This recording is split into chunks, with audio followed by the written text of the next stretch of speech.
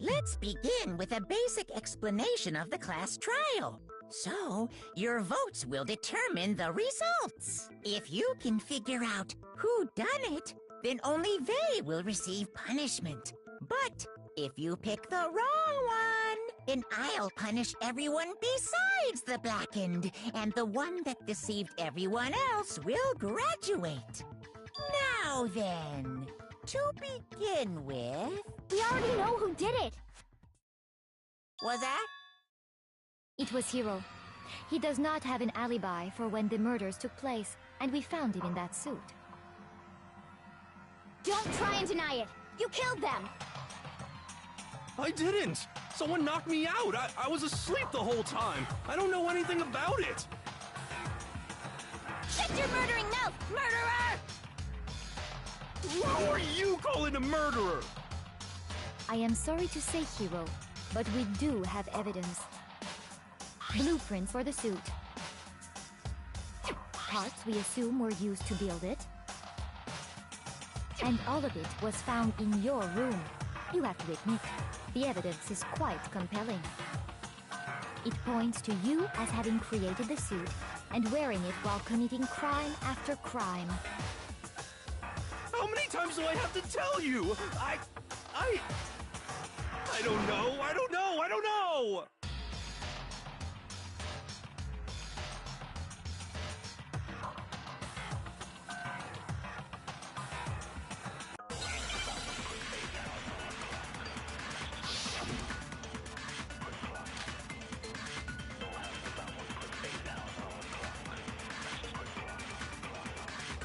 Everything we found in your room. The blueprints, the suit parts, they are all proof enough that you are the culprit. I don't know anything about that stuff! It's not...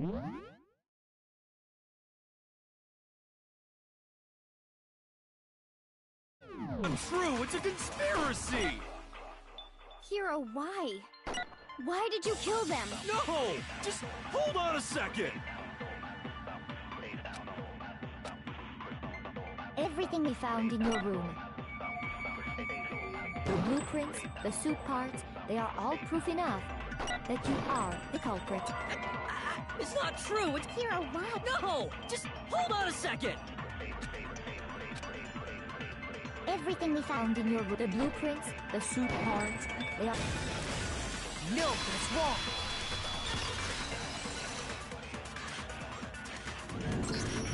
Are we sure Hero really made those blueprints? What do you mean?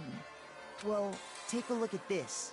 It's the note that Hero wrote, asking everyone to meet up after Alter Ego disappeared. The handwriting's obviously different, wouldn't you say? When you compare it to the blueprints. There's no way you could think the same person made both of them. Unless that person made it a point to disguise their handwriting. No, the differences are bigger than that, I think. Come on! I'm not smart enough to think of trying to change my handwriting anyway. So, Makoto, are you saying you don't think Hero's the culprit? And he's not the only one. I think Hero's innocent as well. What? Then who was in that Robo-Justice suit? Is it like Hero said? Was there really someone running around in a second suit? The suspicious individual hidden within the suit. Go ahead, Makoto. Tell them who it was. So? Who was in the Robo-Justice suit? I got it! Other than Hero, I can't think of anyone else it could have been. Obviously, he was the one in that particular suit. And we never found any kind of second suit. Then there can be no doubt. Hero is the prime suspect. That doesn't make any sense. You just said Hero didn't do it. It makes perfect sense. Hero was the suspicious individual in the suit, but he's not the culprit. So what you're saying is... That's right. The culprit in this case has nothing to do with being in the Robo-Justice suit. What? Now that's a bold assumption. And what reason do you have to make such a statement? You do have a reason, yes? Of course. But before we get to that, there's something else we need to clarify first. So let's get that out of the way. Hey, stop trying to boss us around. All things have a proper order. So what is it? What needs to be clarified? We must clarify the method of transportation for Taka's lifeless body. It would seem that his corpse was moved using certain particular items. Makoto, can you tell us what they were?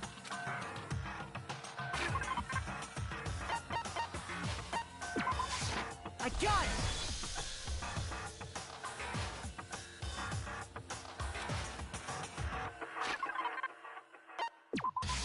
I got it! They were a dolly and a tarp, right? So, let's see if I can explain. Taka's body disappeared from the equipment room, and then we rediscovered it in the repository. And when we found it for the second time, it was wrapped in a blue tarp, right? It was the same tarp that, up until then, was stored in the equipment room. So the killer must have seen it there, and decided to use it when they moved Taka's body. That way, they wouldn't leave any bloodstains while they were moving it. Okay, that explains the tarp. And the dolly? Same thing. I'm sure the dolly was in the equipment room when we first found Taka's body there. But when the body disappeared, so did the dolly. Later, when Taka's body reappeared in the repository, so did the dolly. In other words, you think they used the dolly to move the body, am I right? But are you sure you are not mistaken? Huh? Are you absolutely positive the dolly was in the equipment room when we found Taka's body? That dolly was made specifically for moving large objects between the repository and the art room. It would be very strange indeed to discover it had made its way to the equipment room. Is it not? You respond. There is no shame in being wrong. Nobody expects much from you anyway. We have all accepted the fact that you rarely understand what is going on around.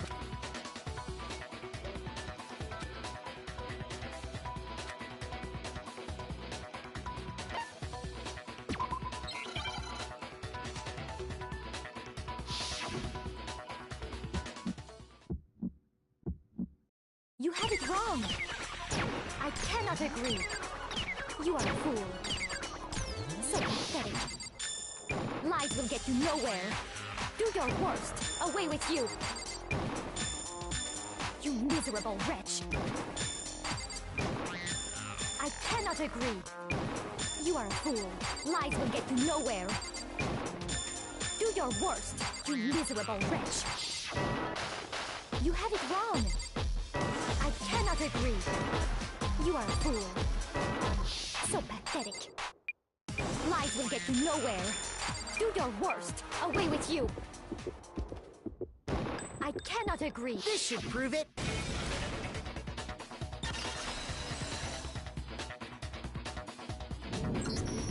If you're asking for proof that the dolly moved, I have it right here. When I found the dolly in the repository, one of the wheels had a blood stain on it. There was a pool of blood in the equipment room with a tire mark in it that matched the dolly wheel's tread. The killer probably rolled the dolly through the blood on accident. As they wheeled the body out of the room, and as the blood dried on the tire, they moved the body into the repository. So there's my proof that the dolly was used to move Taka's body.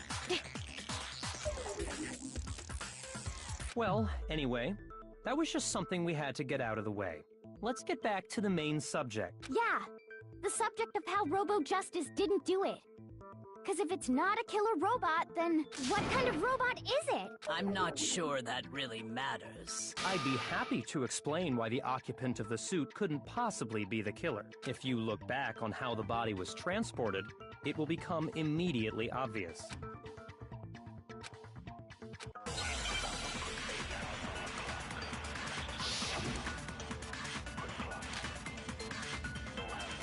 As we know, Taka was killed in the equipment room.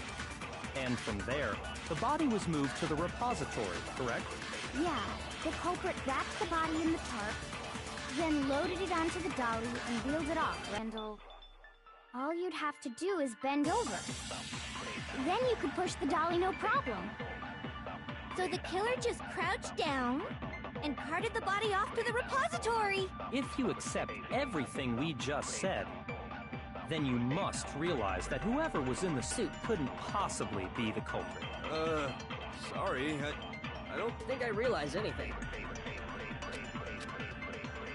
As we know, and from there, the body was moved to the repository. Yeah, the culprit wrapped the body in the tarp, then loaded it onto the dolly. Now, keep in mind that the... Well, yeah, all you'd have to do is bend over. No, it's wrong.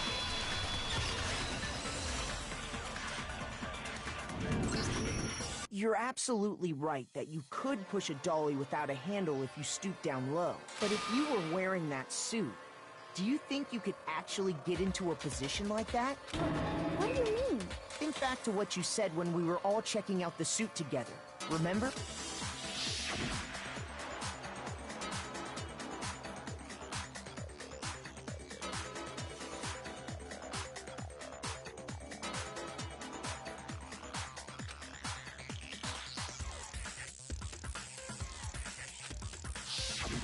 When you're in that suit, not only can you not see your feet, but you can't even bend at the waist. Am I right about that? Now that you mention it, Yeah. It seems like it'd be awfully hard to push that dolly if you couldn't bend over. Well, what's to stop you from simply pushing the dolly with your feet? When you can't even see your feet? You really think someone could kick the dolly all that way? Yeah, it'd be totally impossible. Not that I can say for sure myself. On top of that, if you were wearing such a rigid, cumbersome suit, it's very unlikely you would have the dexterity to go about wrapping the body in a tarp. Well, I mean, isn't that just a matter of taking off the suit when you're ready to move the body?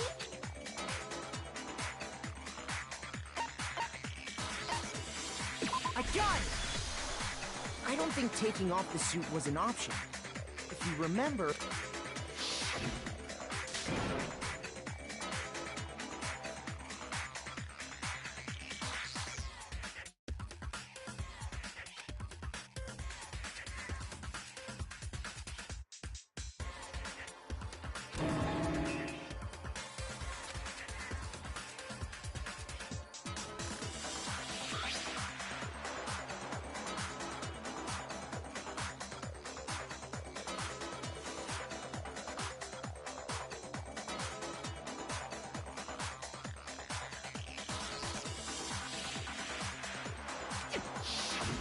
That's true.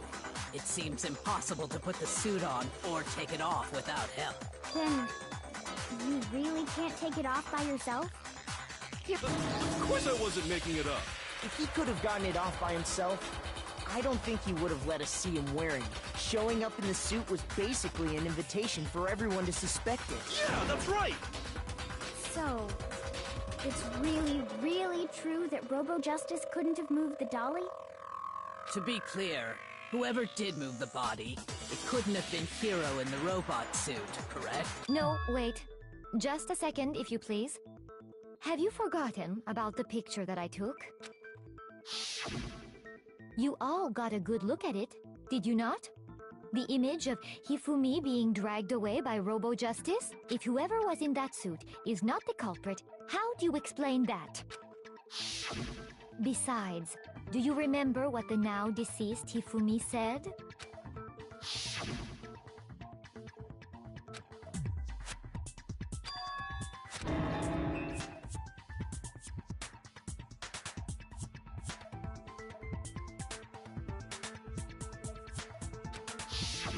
So long as those facts exist, the proper conclusion is beyond question.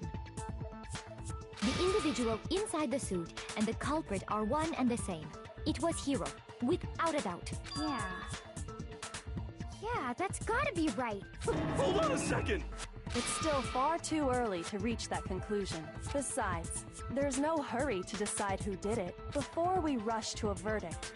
Shouldn't we explore every single possibility?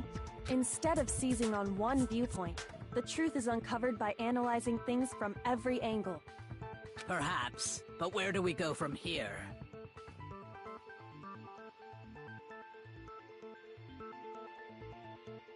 Let's review this series of unfortunate events from the beginning. Maybe we'll uncover something new. What a pain in the ass! I don't disagree, but our lives are on the line.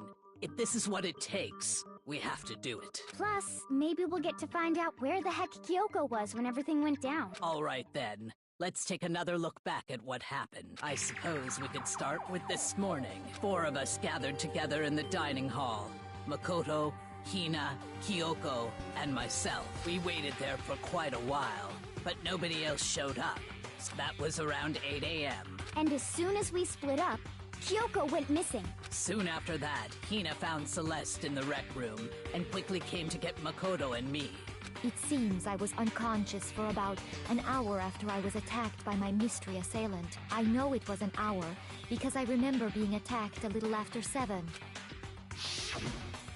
That was when we saw Celeste's picture and discovered that her assailant had been wearing a strange costume. As it turns out, it was Robo-Justice. It also soon became clear that this same Robo-Justice had abducted Hifumi. We were soon joined in our search by Byakuya and Toko, and then went on to find Hifumi in the library. He was injured, so we took him to the nurse's office and resumed our search for the suspect. But not long after leaving the nurse's office,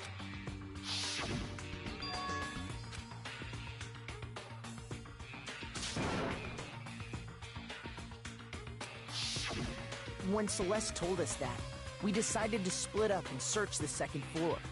And soon after that, I saw someone moving around on the third floor, and I yelled out to everyone as soon as I did.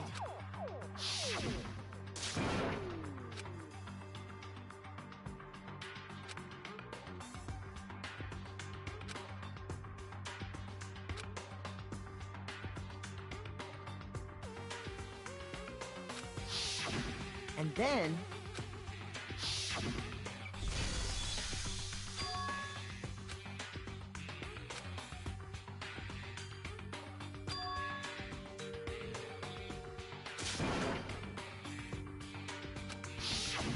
At that point, we decided to divide up into two groups. Celeste, Hina, and I went back to the nurse's office, while Sakura, Byakuya, and Toko chased after the suspect. When we got back to the nurse's office, we found Hifumi, dead. And that's when we heard the body discovery announcement. I left Celeste and Hina there and headed back to the third floor to let the others know what had happened. Meanwhile, we had just discovered Taka's body in the equipment room. We must have found both bodies at almost exactly the same time, because we heard the same announcement not long after we discovered his body. And that's when I told you guys about Hifumi. Then the three of us headed, but right after we left the physics lab, we ran into Celeste, who'd arrived after us, and she told us something very surprising.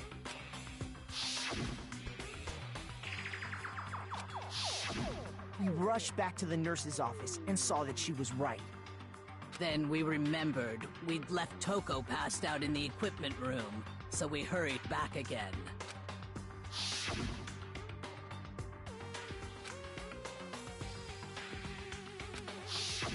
But when we got there, we discovered that now Taka's body had also gone missing.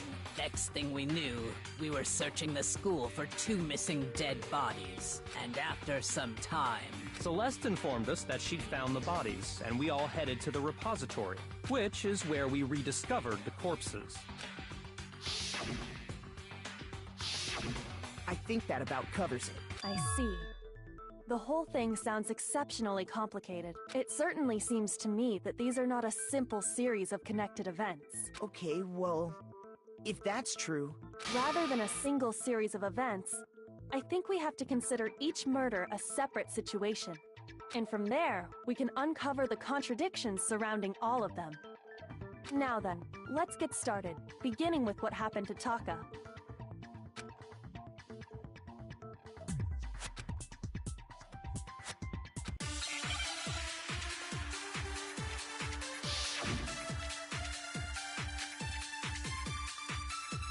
So, regarding Taka's death, I wonder if he died before Hifumi, or perhaps it was after? We already know what order they were killed in. Taka came last. What makes you say that? Because of the numbering of the Justice Hammers. It's true that Hifumi was killed while Taka's death. See? So it's obvious Taka came after. So, regarding Taka's, I wonder if he died, or perhaps it was after. We already know what order they were killed in.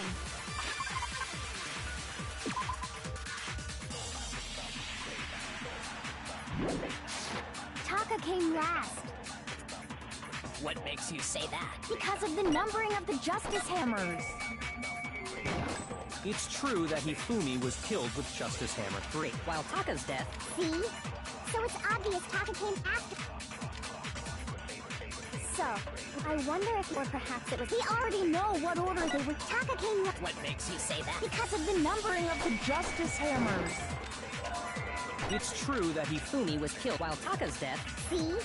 So it's obvious Taka came after. So, I wonder if, or perhaps it was... We already know what... Taka came last. What makes you say that? Because of the numbering of the Justice Hammers. It's true that Hifumi was killed while Taka's death... See? So it's obvious Taka came after. So, I wonder if, or perhaps it was. We already know Taka came last. What makes you say that? Because of the numbering of the Justice Hammers. Shoot! So, regarding Taka's death, I wonder if he died before Hifumi, or perhaps it was after? We already know what order they were killed in. Taka came last. What makes you say that? Because of the numbering of the Justice Hammers.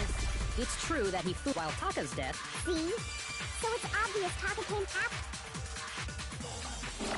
So, I wonder if he, or perhaps it was after. We already know what order they were killed in. No, that's wrong.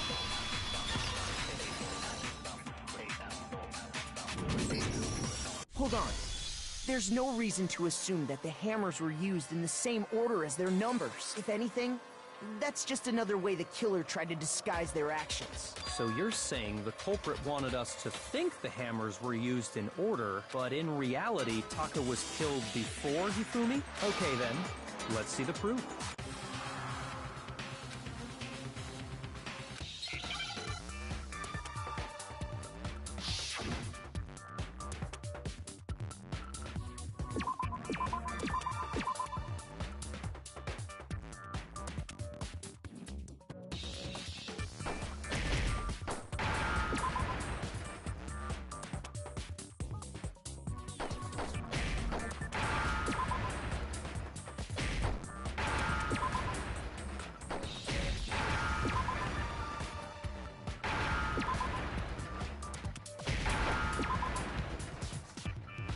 Now I understand. I've got it. Taka's wristwatch. See? Look. It broke with the hands pointing just past 6 o'clock. It must have gotten broken when he was attacked by the killer. Because as of last night,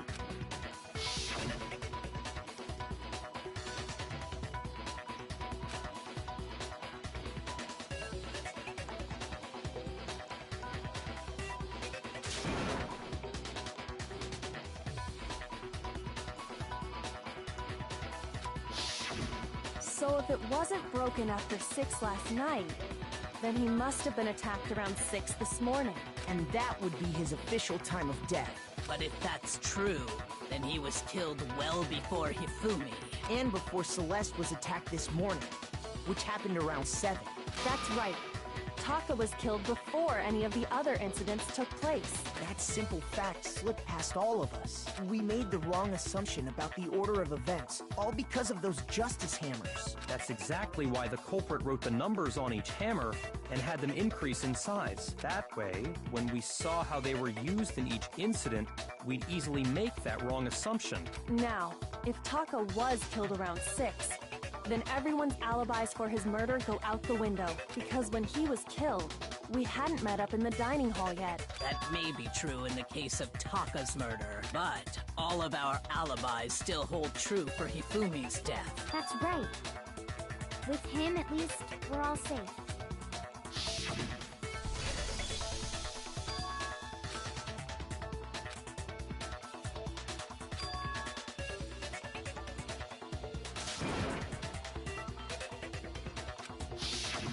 When we heard Hifumi screaming, we were all together.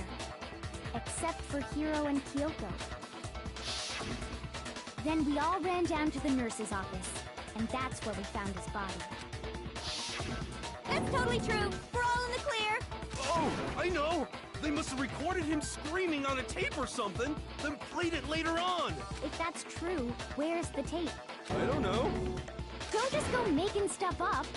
Anyway, we all have rock-solid alibis for when we heard Hifumi scream. Since all of us were there together, clearly none of us could have killed him. And it does not stop there. There was also the moment when we discovered his body had disappeared. When his body vanished from the nurse's office, Hina and I were in the bathroom together, while everyone else was in the equipment room, correct? And then there's the disappearance of Taka's body from the equipment room. At that time, we were all gathered together in the nurse's office because of Hifumi going missing. Well, don't forget, I was passed out in the equipment room the whole time.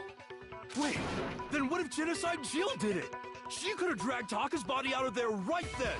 Even if she could pull that off, there's no way she could have done the same with Hifumi's body, because, as we just established, she was passed out in the equipment room when his body disappeared. Besides, I didn't do either of them anyway. In other words, it is impossible that any of us could have killed Hifumi or moved either of their bodies. On the other hand, Hiro and Kyoko had disappeared, so they most certainly could have done those things. So what now, Kyoko? For now, we can't get fixated on who did it, or we'll just keep going around in circles. So instead of who, I propose we start talking about how. In particular, I think we need to figure out how Hifumi's body got moved. That's true. We searched everywhere, but we couldn't figure out how to explain his body disappearing. And according to what Celeste said,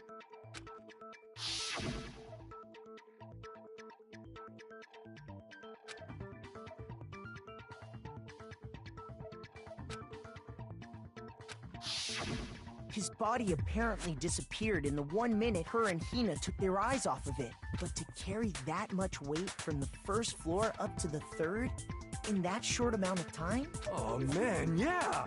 There's no way! It'd be impossible! Well, what if I told you there was a way to make the impossible possible? What? How? If the dead body were to move itself. The dead body moved on its own? No! Not another... ghost! I don't think it has anything to do with the occult. I think what she's implying is we thought Hifumi was dead, but perhaps in reality he was still alive. He was alive? Are you saying Hifumi wasn't carried out of the nurse's office, but simply walked out on his own? But I mean, we found his body. He was dead. Perhaps he was simply playing dead. That it isn't possible.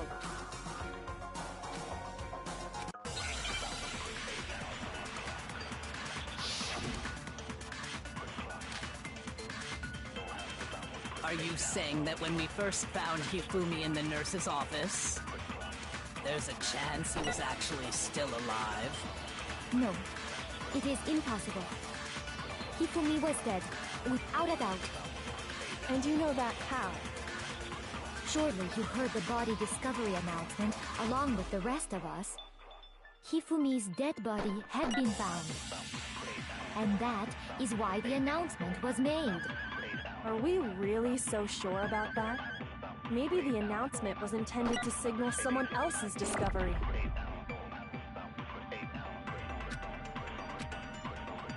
Are you saying that when we first... there's a chance he was actually... No. Hifumi was dead, and you know that. Surely you heard the body Hifumi's dead body had been found. no, he's wrong.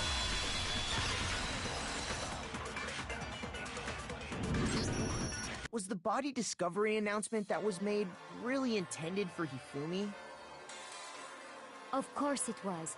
The announcement played right after we discovered his body. Maybe. But that was also the same time that Taka's body was found. That's right. It wasn't long after finding his body that we heard the announcement. So there's a good chance we've made a mistake in there somewhere. I think we've confused whether the announcement was for Hifumi or Taka. First of all, if 2 bodies had been found, there really should have been 2 announcements. Maybe Monokuma simply got lazy and rolled them together into one. What do you say, Monokuma? Any comment? Well, it's a very sensitive issue, so I can't go into too much detail. But what I can say about the body discovery announcement is that it's only broadcast when 3 or more people find a dead body for the first time. That didn't answer our question, man. We're asking if you're a lazy bum. No, actually, that was plenty. Huh? He said it's only broadcast when a body is discovered for the first time. Which means, even if we find the same body again later, he won't make the announcement again. If that's true, then why was the announcement made again later on? Huh? Later on? Exactly. We heard the body discovery announcement twice.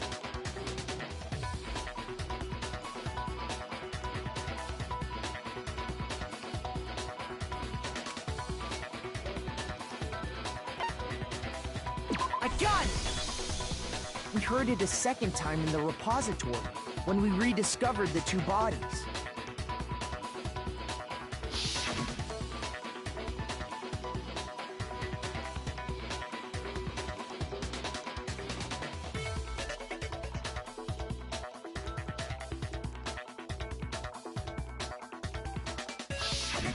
It didn't seem weird at the time, but it contradicts what Monokuma just told us, doesn't it? Exactly. If we were actually rediscovering both bodies, the announcement shouldn't have played. Then in reality, when the two dead bodies were rediscovered, one of them was actually being discovered for the first time. So, when we found Hifumi the first time in the nurse's office, he wasn't actually dead yet.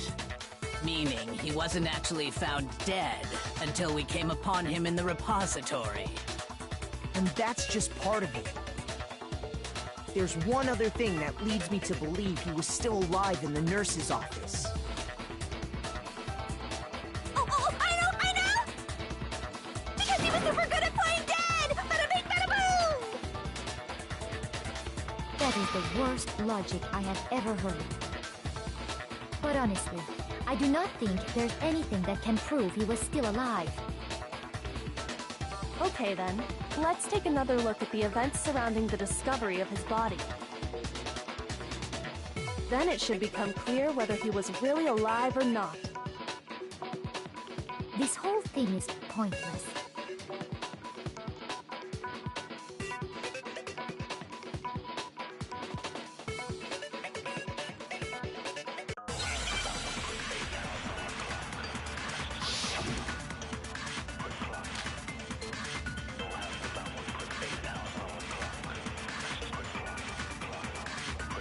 Well, here's one thing we do know.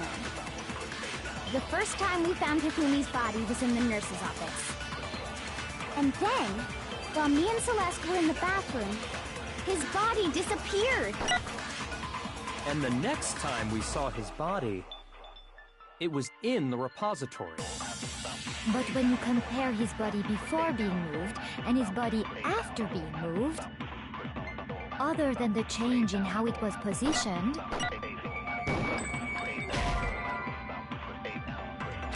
shoot! Well, here's one thing we do know.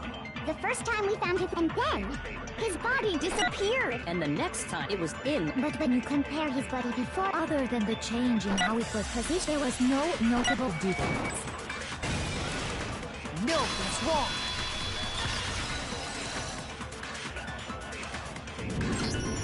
In fact, there was one clear difference between Hifumi in the nurse's office and the repository.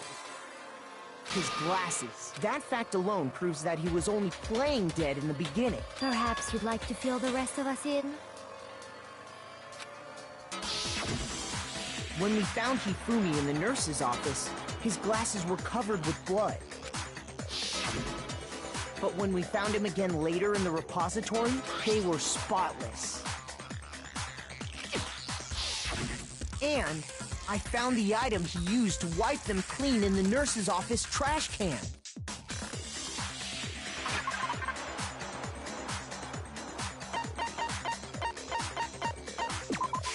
I got it! It was a glasses cleaning cloth featuring a certain cartoon mascot. One look at the bloodstain on the cloth should make things clear. This piece of cloth was used to wipe Hifumi's glasses clean, and the mascot on the cloth is the same one that's on the digital camera, right? And whose digital camera was it? Hifumi's, of course. The character was Princess Piggles from Demon Angel Pretty Pudgy Princess, I think. I highly doubt anyone but he... Your point. And the only people here who wear glasses are... I wouldn't be caught dead using a tacky piece of garbage like that. A few tissues is all I need to keep my glasses clean. Then there's no question. It belonged to Hifumi. So what you're saying is... What exactly? What I'm saying is, the blood on his glasses was wiped away using his own glasses cleaning cloth. Even if that is true, it does not mean he wiped the blood off himself. But who would benefit from a clean pair of glasses other than the glasses owner? That's a good point. And it must have been him, right?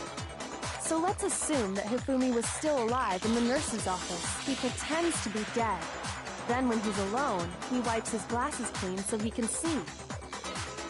Then he stands up and walks out on his own 2 feet. And with that, the impossible task of moving his copious corpse becomes possible, wouldn't you say? But then, if he was just pretending to be dead, what was with all that blood? Was it paint or something? The fridge in the nurse's office contains packs of blood for emergencies. He probably used one of those. He figured if he was gonna play dead, he should go all out. So he just dumped it everywhere. But he got crazy with it and had to wipe his glasses off when he was done. God, what an idiot. And if Hifumi was still alive at that point, the disappearance of Taka's body is easily explained. It should be perfectly obvious who must have moved Taka's corpse.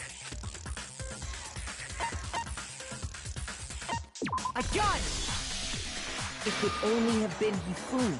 While we were all gathered in the nurse's office, he went to the equipment room and took Taka's body.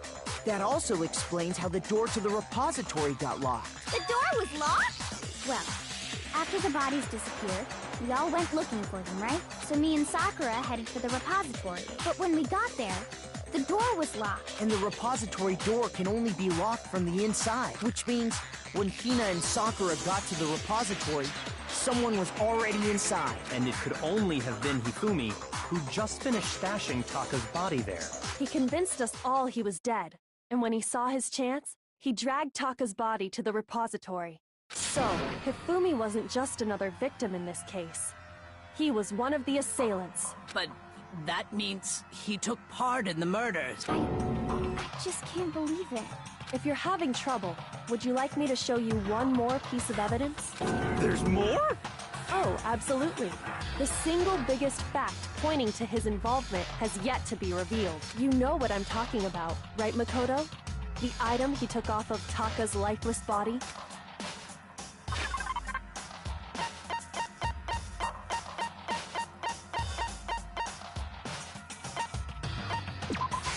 I got it! You're talking about the note Hifumi had hidden away, aren't you?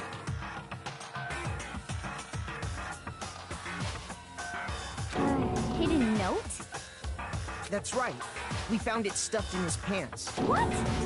In his pants? Yes, his pants. Okay, well, forget about the pants for now. Take a look at what the note says.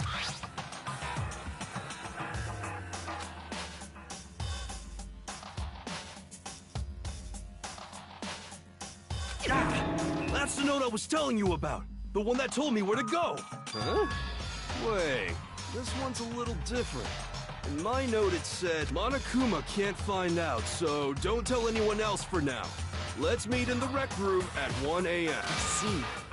Then this note isn't the same one Hiro got. It's not the same? In other words, the killer got in touch with another person besides Hiro, and that person could only have been... I got it! That's right! Taka! The killer used this note to draw out Taka and murder him. Hello? Over here! Objection! Objection! I don't really understand what's going on, but Hifumi had that letter, right? So whoever wrote it wasn't drawing out TikTok, they were drawing out Huffy! Just to be clear, TikTok is Taka and Huffy is Hifumi, right? Ugh! Yes! Why must you ruin it every time?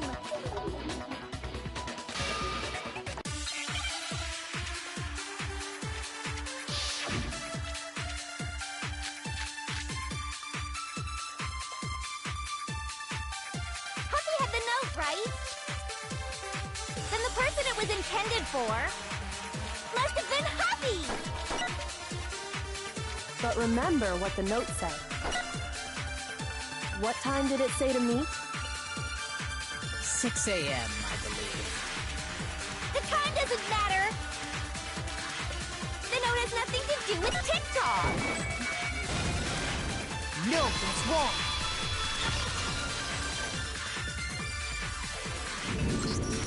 No, there absolutely is a connection. What the hell are you talking about?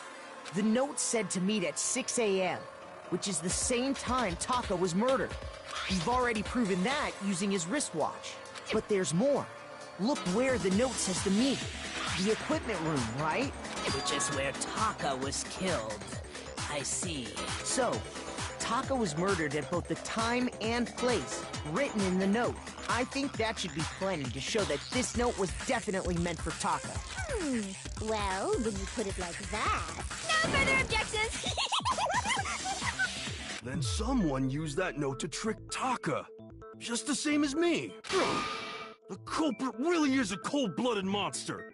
Telling people they found a way out. But if they gave the note to Taka, what was Hifumi doing with it? Stuffed down his pants, no less! Most likely. Hifumi stole it off Taka's corpse after he died. Huh? He stole it? Where's your proof? Go ahead, show us.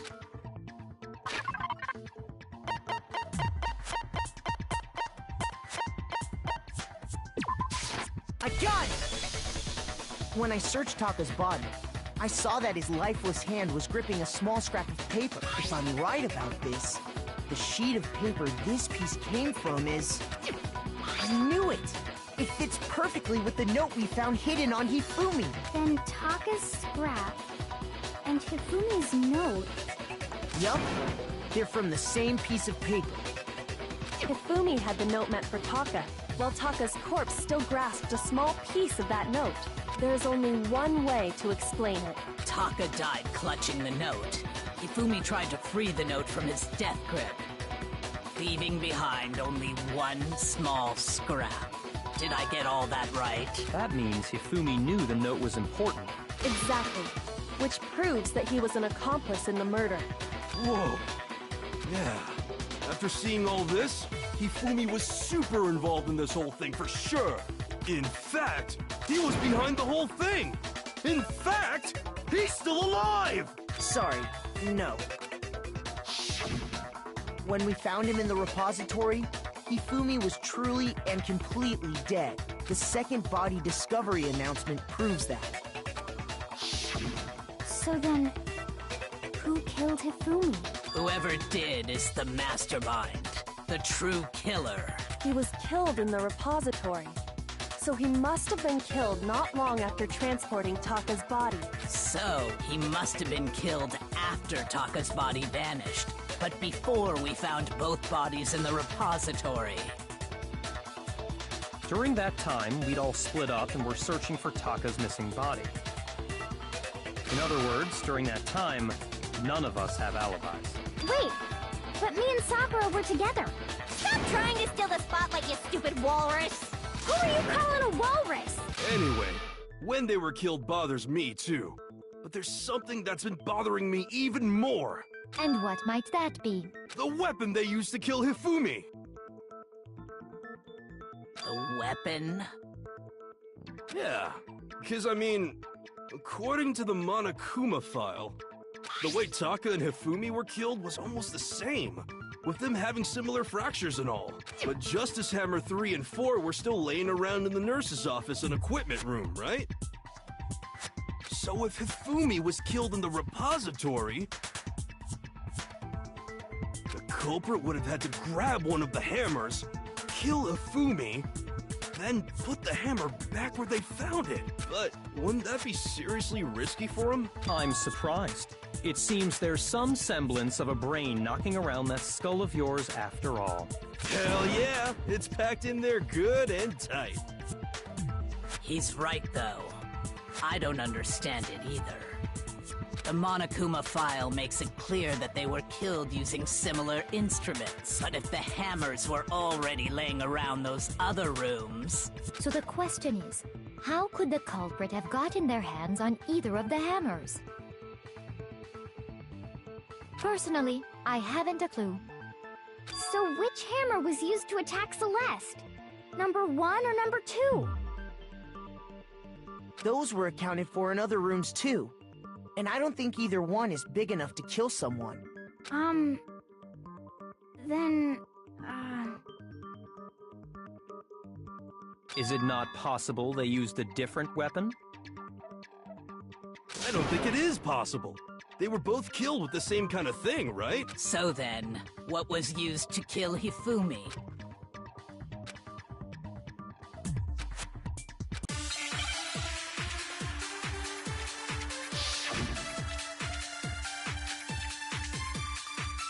What was used to kill Hifumi? Was it Justice Hammer 3? Maybe Justice Hammer 4? Well, whatever it was, there's one thing we have to figure out. How was the culprit able to move around so freely with the weapon? How did nobody witness them carrying it? Sounds like a Justice Hammer 5 is about to make its appearance! Check out murdergear.com/hammertime for more info!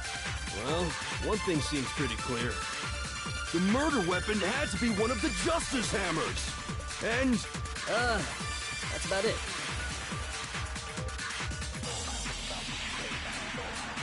What was used to... Was it maybe Justice... well, there's one. How was the culprit? How did nobody witness them carrying it? Sounds like a Justice Hammer 5! Check out murdergear.com! well, one thing, the murder weapon had to be one of the Justice Hammers! No, that's wrong!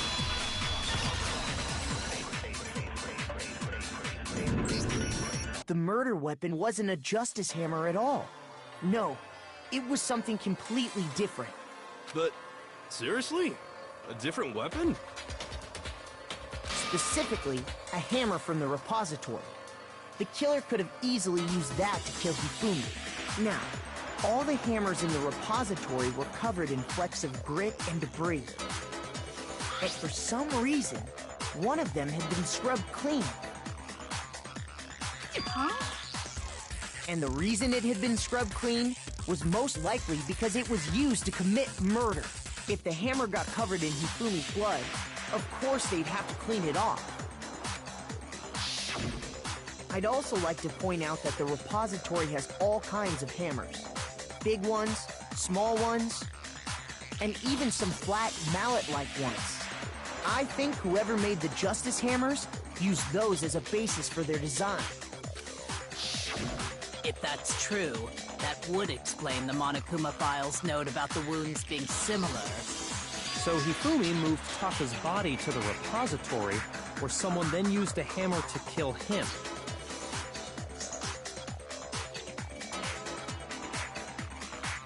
Whoever did that was the true killer.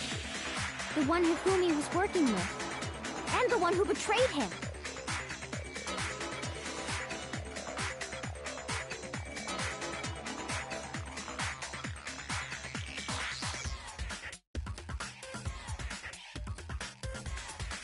Hold on a moment.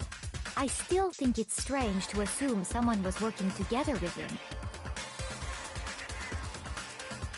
The way the graduation rule works, there is no benefit to helping someone else carry out a murder. So the idea that anyone would work together like that is simply ludicrous. We talked about this, did we not?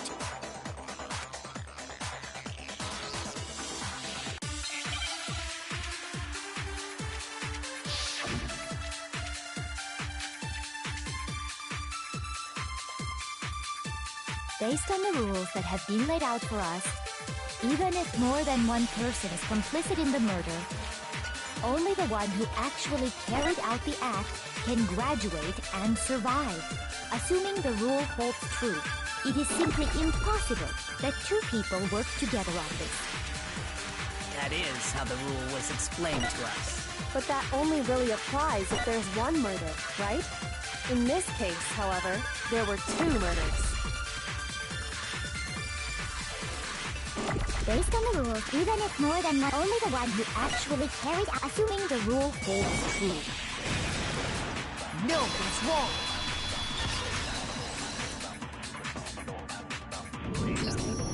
Since there were 2 murders, it's at least plausible that more than one person was involved. What do you mean? If there'd only been one murder, then yes, the idea of an accomplice isn't really worth considering. Naturally, if only one person can be saved per murder, an accomplice has no risk versus reward benefit. Risk versus reward benefit? The payoff for working together. The reward that balances out the risk of taking part in a scheme. There's no point in being someone's accomplice if there's no benefit to you. However, if there were some potential mutual reward for the risk, then cooperation becomes possible. You're saying that 2 people could act as each other's accomplices to commit 2 separate murders. I think that's what the true killer told Hifumi.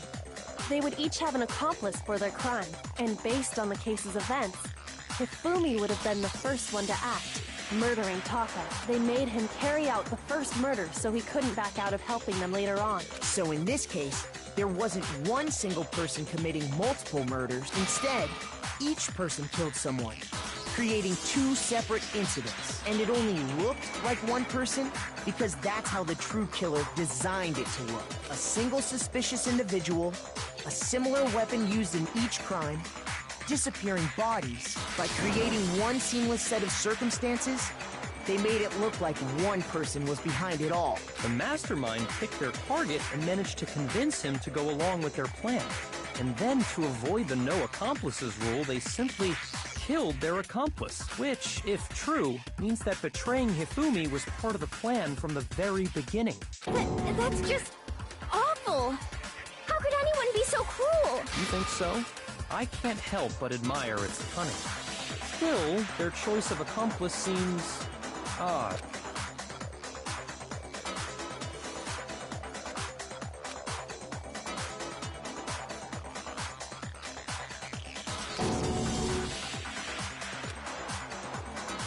I understand how an accomplice could be involved, but then who was the one pulling Hifumi's strings? That's problem numero uno right now.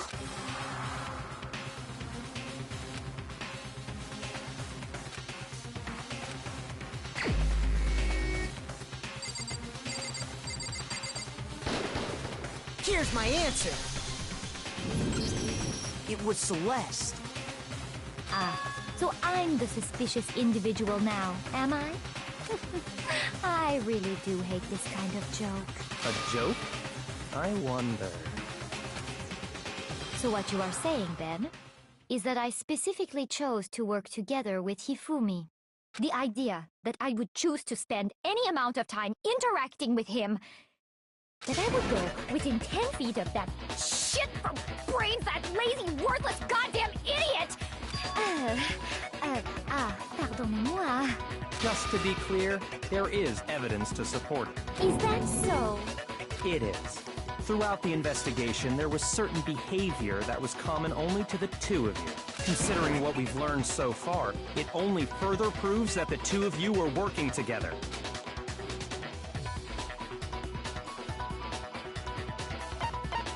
I got it!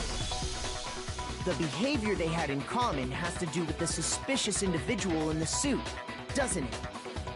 The only ones who ever actually saw Robo Justice firsthand were Celeste and Hifumi. Shush. The adults are talking now.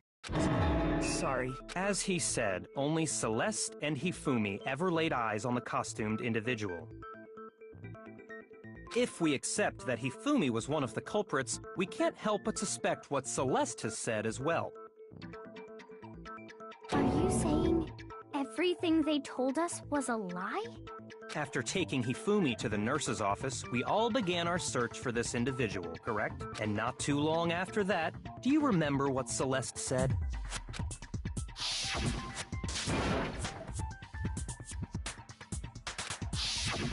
We headed to the 2nd floor specifically because of what she claimed to have seen. Next, to draw us all to the physics lab up on the 3rd floor, She let out a blood-curdling scream. and when we'd all come to see what was wrong, what was it she said?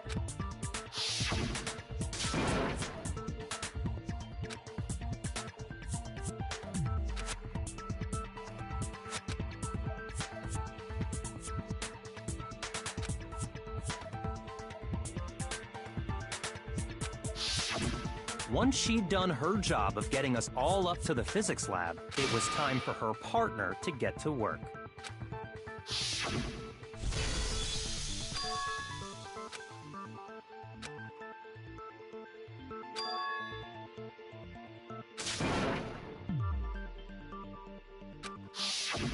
It was to get us to divide into two groups, so that we would discover both bodies at the same time? In fact, Celeste was precisely the one who proposed that we split up.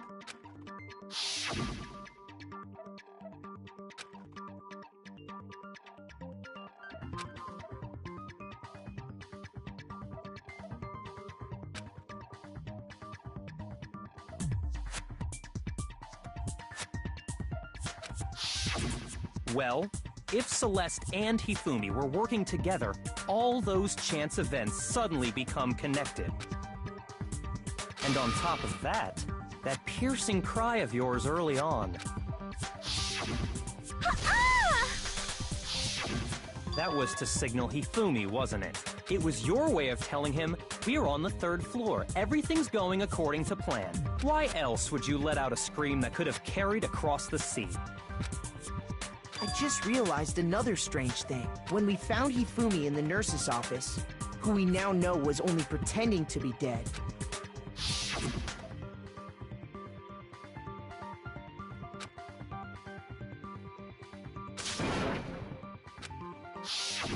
Celeste, you were the first one to say he'd been murdered. You wanted to make sure we wouldn't have any doubt in our minds. I don't believe it. Everything, the whole thing was one big act. Hina, you were with Celeste when Hifumi's body disappeared, right? Yeah. I was feeling kinda sick, so Celeste took me to the bathroom. Wait! Then that was... She wasn't worried about you. She just saw a chance to help Hifumi sneak out of the nurse's office. Each piece isn't much by itself, but start putting them together and the picture gets very ugly indeed. Wouldn't you agree, Celeste? I have no idea what you mean. Don't bother trying to deny it. You made one fatal mistake. Oh, did I? I didn't even catch it myself when you first said it, but looking back, I can say that that one little slip-up was your undoing. What are you talking about? I'm talking about what you said after Hifumi's body disappeared and we returned to the nurse's office.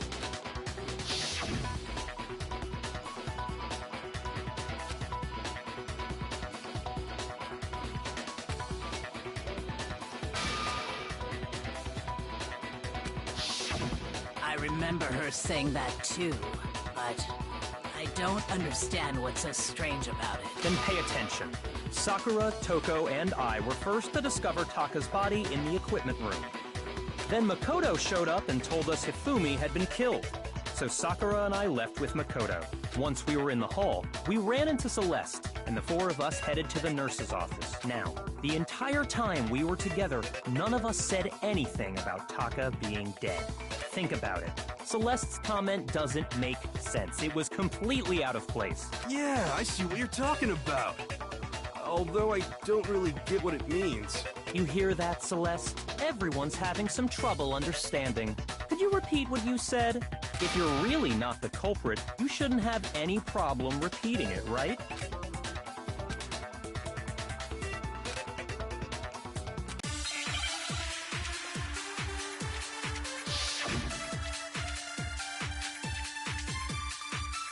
All I said was... They must really be enjoying the sight of us standing around, frightened. They must be positively elated. We are all going to die here. We are going to die, just like those guys died. And that is all I said. And that's all it takes to finish this. It's what was so strange about Celeste's comment?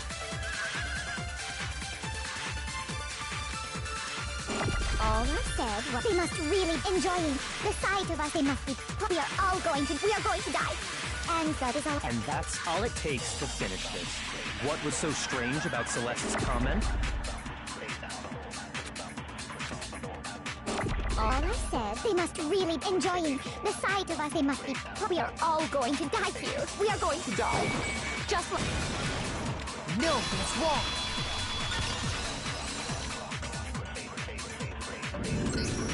That's right. There's no reason Celeste should have said, just like those guys died. When she said that, none of us had told her Taka was dead. Exactly. And we didn't run into her until after we were all out in the hall. So there was never any chance for her to have seen his body in the equipment room for herself. So how did you know, Celeste? How did you know more than one person had been killed? And how did you know they were both guys? Because Kyoko had also disappeared, right? So she could have been dead too. You all have such vivid imaginations. You know that? Imaginations? You claim that I was lying when I told you about the suspicious person I saw. Then what about the picture I took?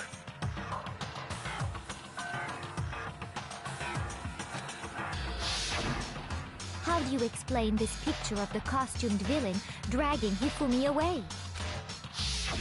It has to be some kind of setup, right? So let's put the suit on, and then she used the camera's timer to... Have you so quickly forgotten? You are the only one who could have possibly fit into that suit. Plus, I happen to know that this particular camera does not have a timer.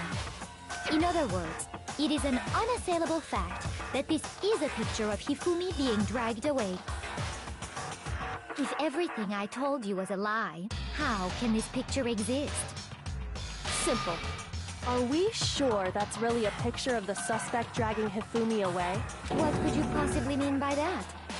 Surely there are other explanations than the one you've offered up. No, there is no other explanation.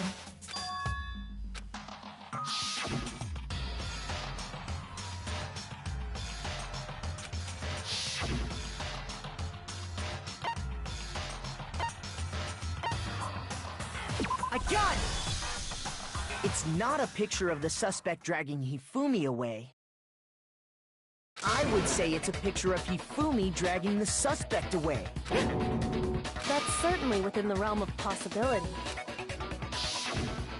The one being dragged off in that picture isn't Hifumi, but the person in the robot suit. We've simply been led to believe that it's the other way around. And the strange costume might only exist to lead us astray even farther. If you saw someone wearing something like that in this situation, of course you'd notice and be suspicious. That's what happened! You put me to sleep and made me out to be the bad guy in all this!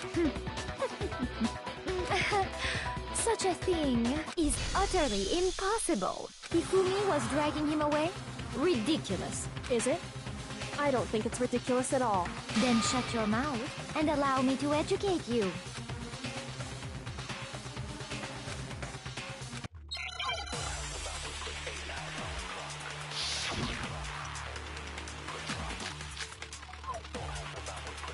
You dressed me up in that suit after I passed out! Then you just draped me across Hifumi and had him carry my weight! You tried to make me look like the bad guy! Like I said, ridiculous. As you can see in the picture, the suspect is standing perfectly upright. If the person inside the suit was unconscious, there's no way they could stand up straight. No, that's wrong.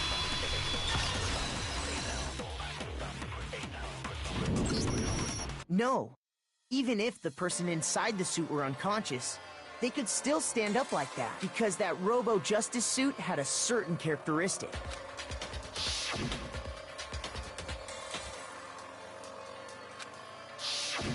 That's right!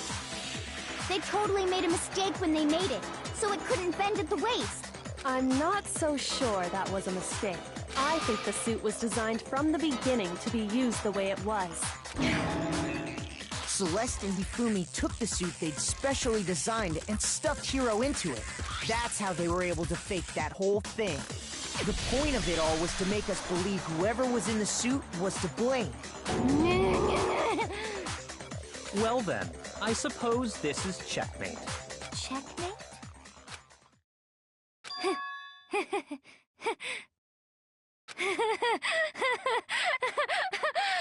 Don't make me laugh, you idiot! What do you mean, checkmate? Celeste? Clearly, you want to cram me into your little guilty box. Well, there's one little problem. Have you already forgotten what Hifumi told us as he lay dying?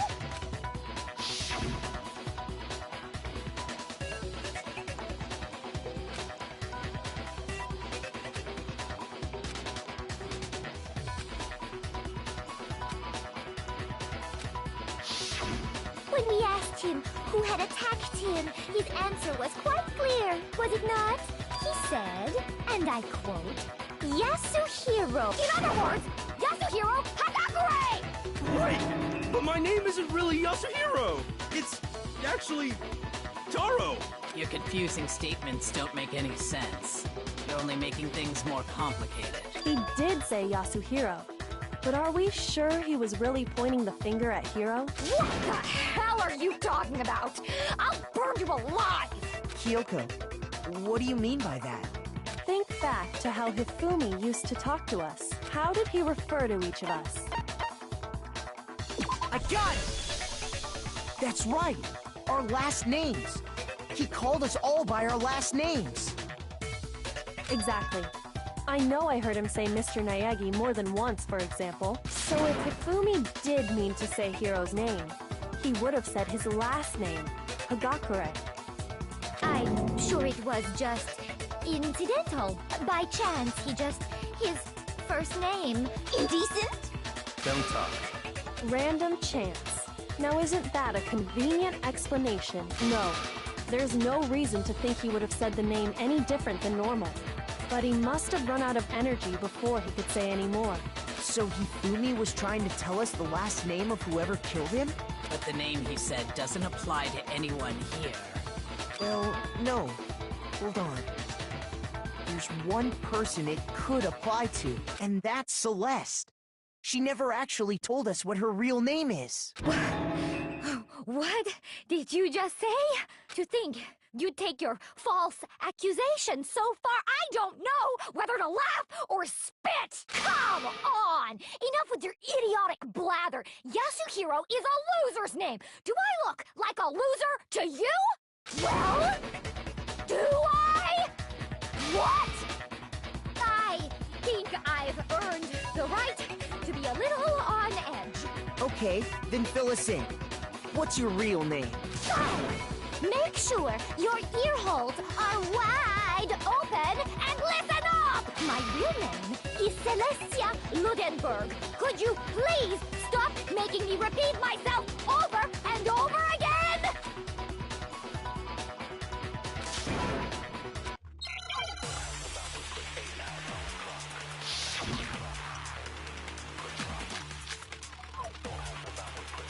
Hifumi was trying to tell us something.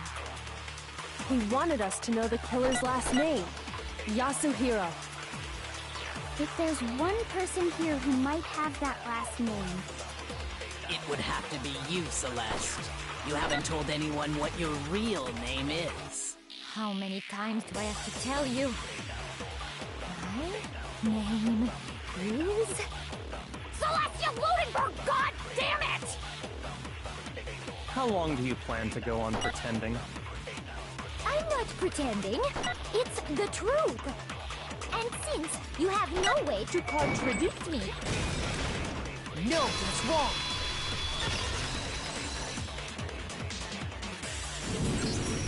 That's it! The handbook! What? Anytime you turn your handbook on, it shows the owner's name when it boots up, right? Monokuma told us all about it before.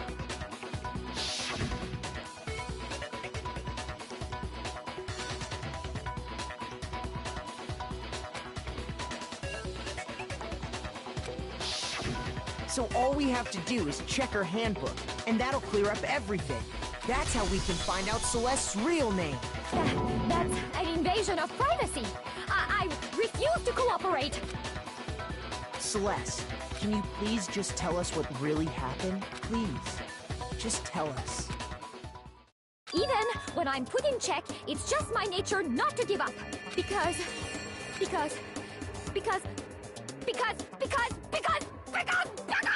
until the game's over, you never know what might happen. Fine then. Let me settle it. Let me go over the case again, from the beginning, and shed light on all your crimes. And that'll bring everything to an end.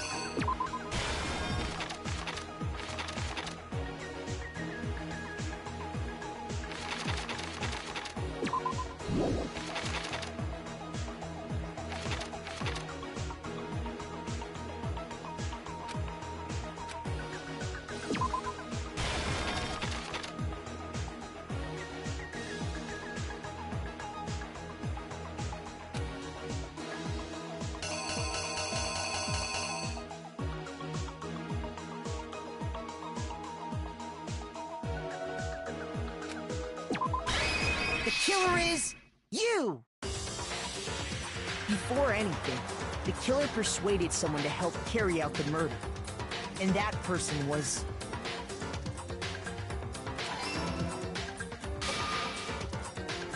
Hifumi. With an accomplice, the killer was able to execute a number of otherwise impossible schemes.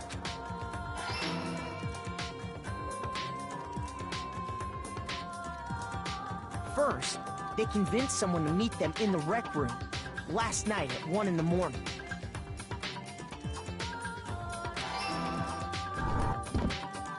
That someone they met with was Hiro. The murderous duo intended to pass Hiro off as the prime suspect. So when they met up with him, they drugged him, knocked him out, and stuffed him into the Robo Justice suit. Next, Hifumi positioned himself to make it look like Robo Justice was attacking him, while the killer used a digital camera to take pictures of the assault. They did all this just to create evidence that would put the suspicion on Hiro. When they were done with him, they shoved him, still unconscious, into the pool room locker. And then finally, at 6 a.m., they moved into the murder phase of their plan. They called Taka to the equipment room.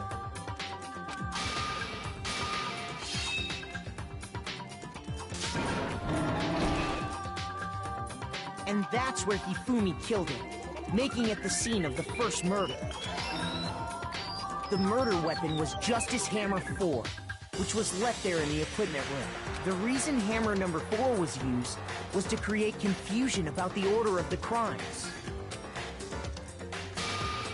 So, next they falsified 2 more assault incidents. For these attacks, the killers pretended to be the victims, to solidify Robo Justice as the suspect. The first fake incident was the attack in the rec room. There, the killers wanted us to see Justice Hammer 1, and the Robo Justice pictures they'd taken. They wanted to make sure we bought the surprise attack story. The second fake incident was the attack in the library.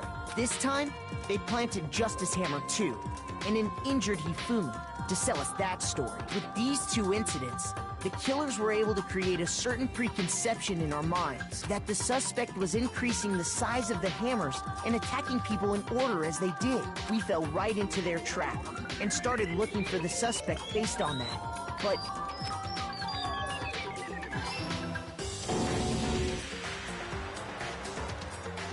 while we did that, we left Hifumi alone in the nurse's office. This was exactly what Hifumi was hoping for. He took a blood packet from the refrigerator and Justice Hammer 3 and turned the room into a crime scene in which he himself had apparently been brutally murdered. He let out a scream to draw us back, and when we returned, that's what we found. Meanwhile, the other group that had been out searching found Taka's body at the same time.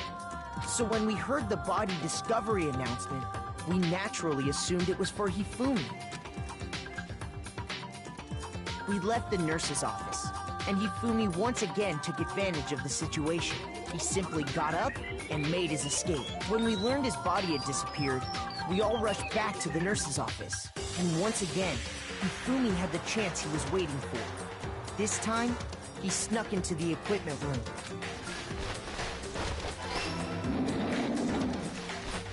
He wrapped Taka's body in a tarp and used the dolly to move it all the way down to the repository. That explains how each of the bodies disappeared. But even Hifumi didn't know what the true killer had in mind for their final act. Their plan all along was to kill Hifumi and get rid of the one person who could betray them. And they did it using an ordinary, everyday hammer from the repository. That should cover everything that happened in this case. And the villain behind it all is...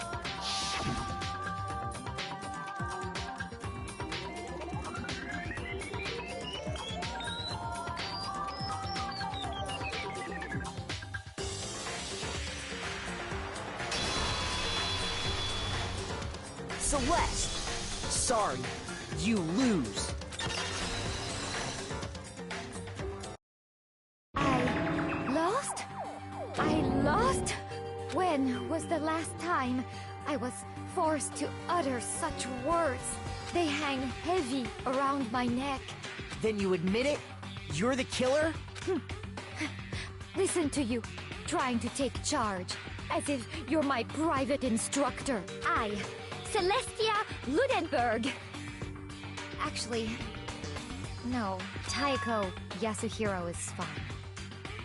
Taiko? So, you finally accepted it. I'm the kind of person, once I've lost, I don't like things to drag on. Interesting.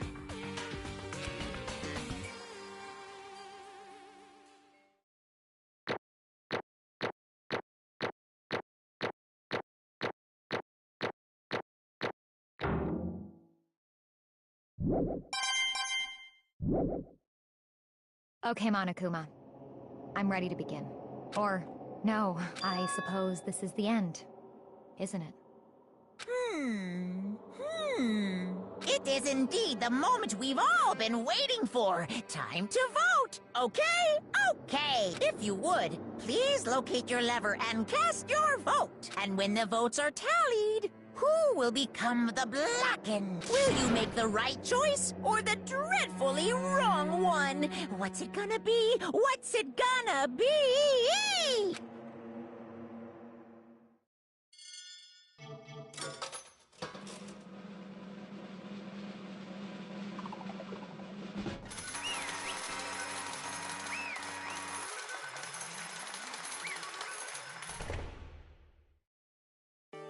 What?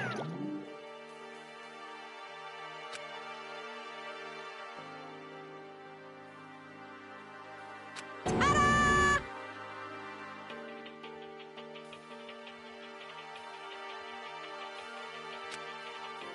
Honestly.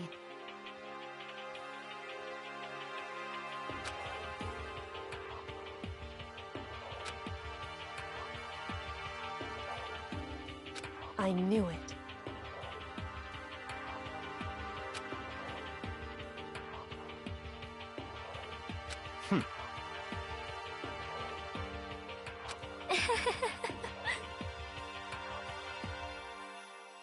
So then...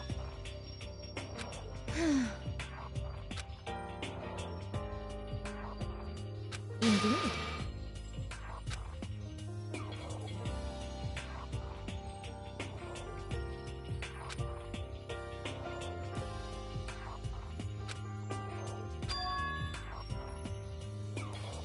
Say what? Just a second.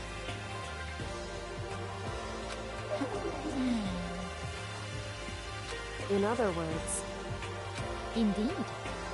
I see.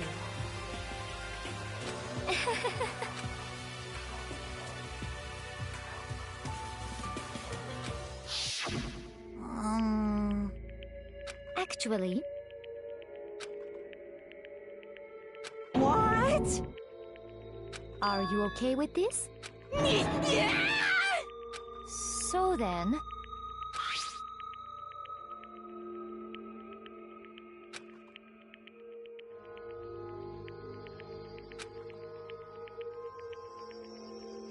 Damnation!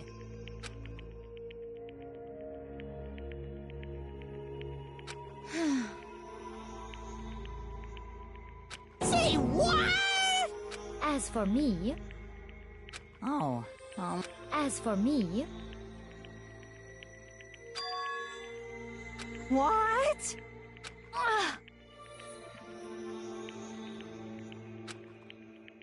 Damnation!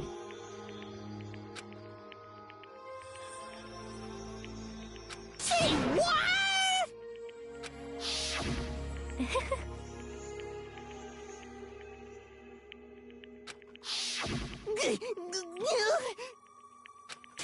Completely unforgivable! Most unfortunate. Actually... What?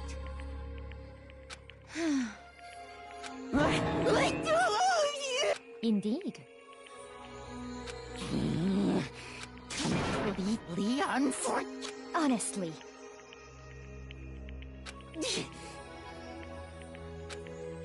I swear I will save her!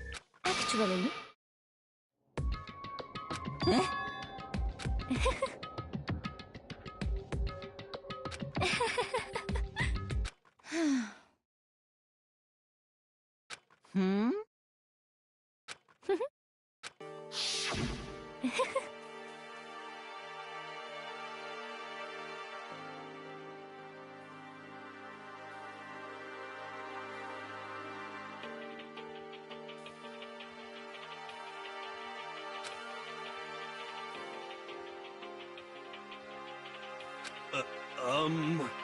I see. Indeed.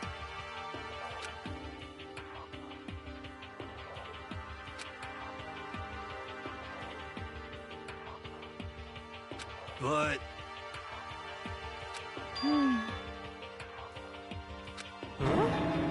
Let's see...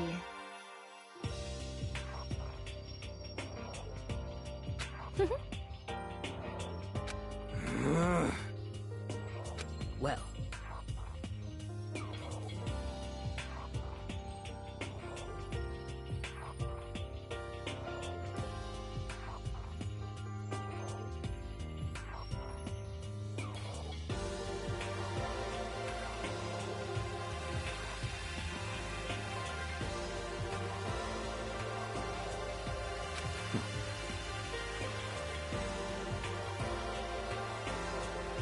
Are you okay with it?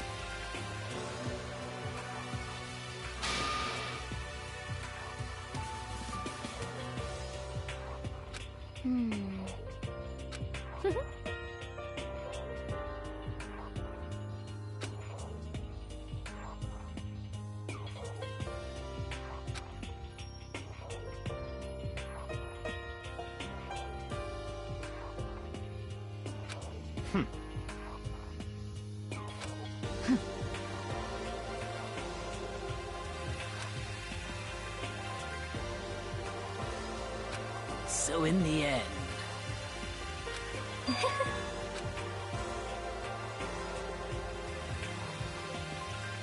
What the heck? Well... Don't be mean!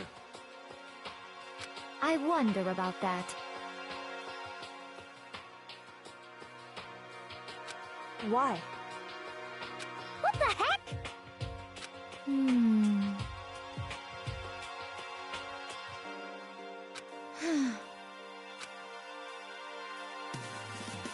But...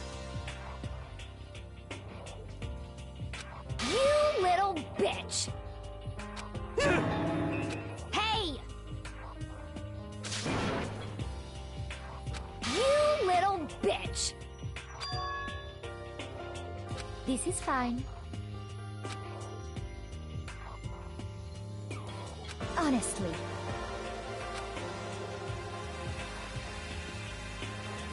As for me...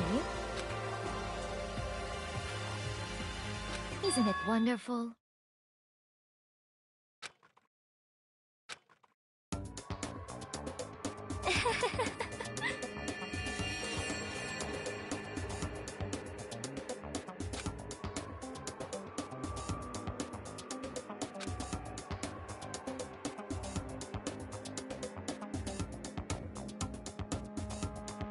This is fine.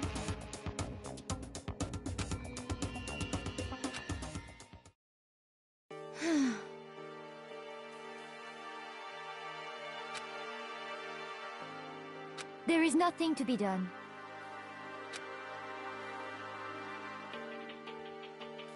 Just the worst. Oh!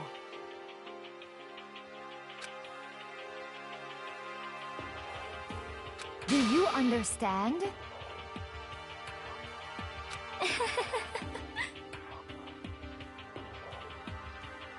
What is this?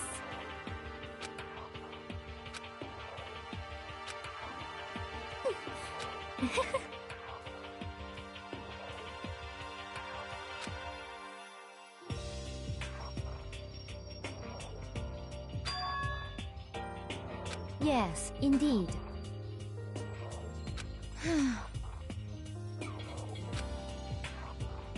Isn't it wonderful? Hey...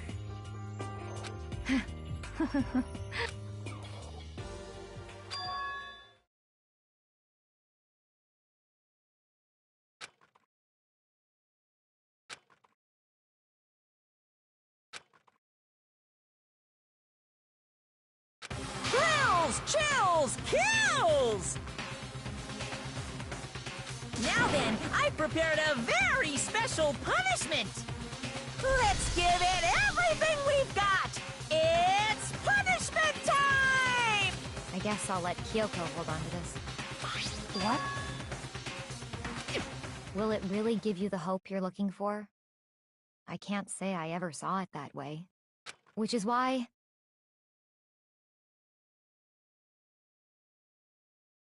Actually, it's not important. Well then, take care, everyone. Perhaps we'll meet again, in another life.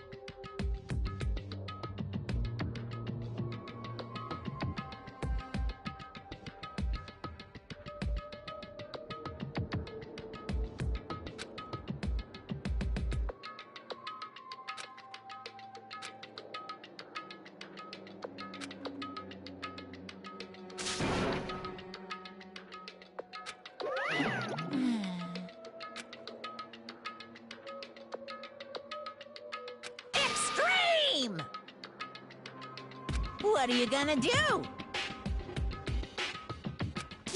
Let me out of here! Too bad.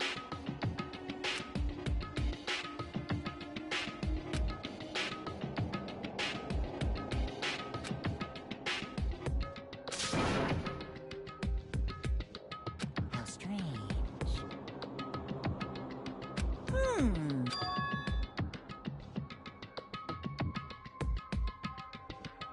Hey! Hey! Wah-wah? So then... You... Ooh! Hey, Ooh! How exciting!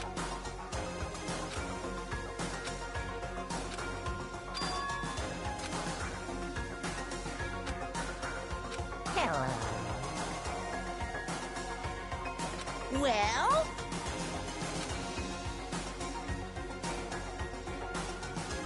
See ya later!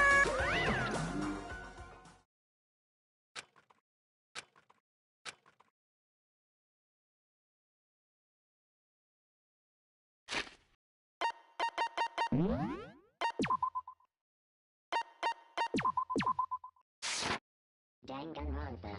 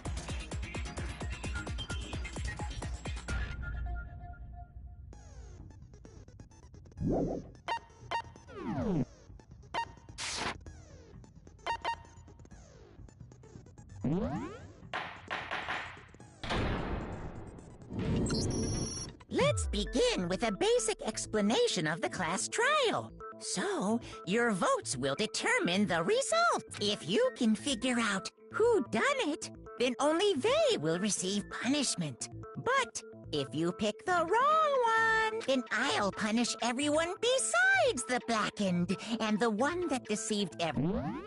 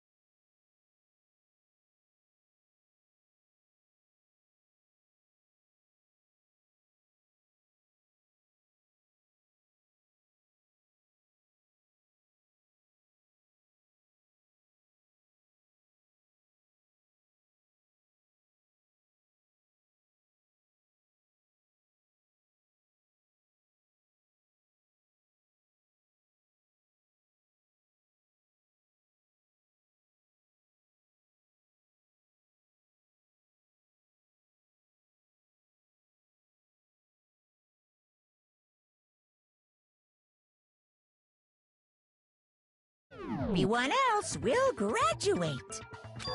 Now then, where to begin?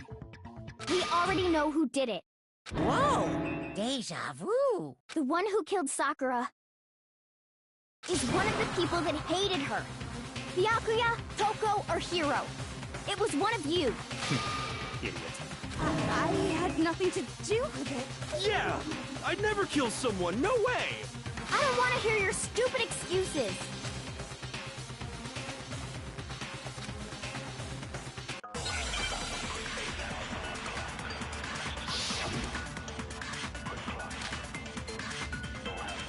It was one of you. One of you killed Sakura. And what reason do you have for saying so? Because you all had a motive. You hated her. Is that it? That doesn't make any sense. That's the only reason you have her accusing us? That's low. That's about as low as you can get. It was one of you killed. And what reason did... Because you hated her. Is that it? That's the only reason you have her accusing us? No, that's wrong.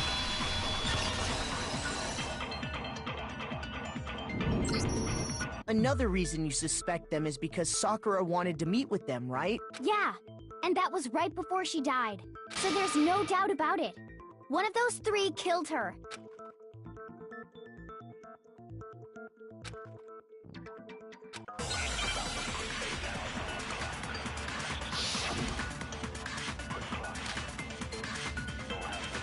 The fact that Sakura wanted to meet with all three of them, there's no way that's not suspicious. One of you is absolutely guilty. I don't deny that she wanted to meet with us, but I never went to see her. I didn't either. Yeah, same here. I never saw her. No, it's wrong.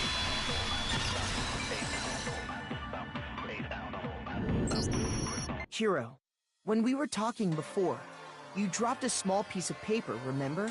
It was white with red polka dots. What's that got to do with anything? Red polka dots? That's gotta be the wrapper from the candy I gave Sakura. No, it's... Ever since we got into the warehouse, I totally monopolized that entire box of candy. So there's no way a single one of them was left in the warehouse.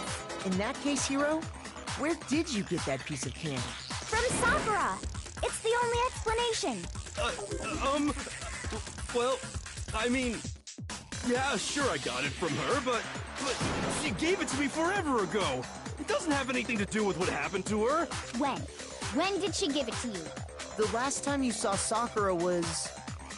when Hina had to go to the nurse's office, right? Yeah, so I must have got it sometime before then.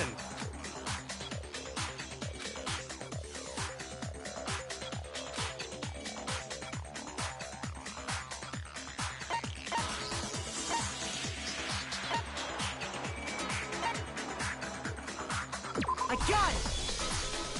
I'm not sure about that, Hiro. Hina didn't actually give Sakura the candy till after she left the nurse's office. So if that was the last time you saw her, there's no reason you should have had that candy. Damn it! I mean, what I meant was, oh, that's right! I did meet up with her in the rec room. You got a problem with that? Why the sudden hostility? Well, we just talked, that's all. I didn't do anything, you gotta believe me! You're acting incredibly suspicious. You're acting incredibly suspicious! More hostility. It's not just normal hostility! You're the real culprit! I even have proof! Huh? Proof? What are you talking about? I'm talking about her shining message. At the scene of the crime, she had written out Toko in her own blood, right? It was her dying message. Just like what you guys were talking about with Sayaka. That's true. I saw it for myself. See? See? Toko did it! What are you saying? No way! I didn't do it! You just don't know when you're beat, do ya? Hiro, hold on. When did you see that dying message of hers? Huh? Well, when we found Ogre's body. Duh. But if you recall, Hina was very adamant about keeping you away from the scene of the crime. So it's hard to believe that's when you actually saw the message for yourself.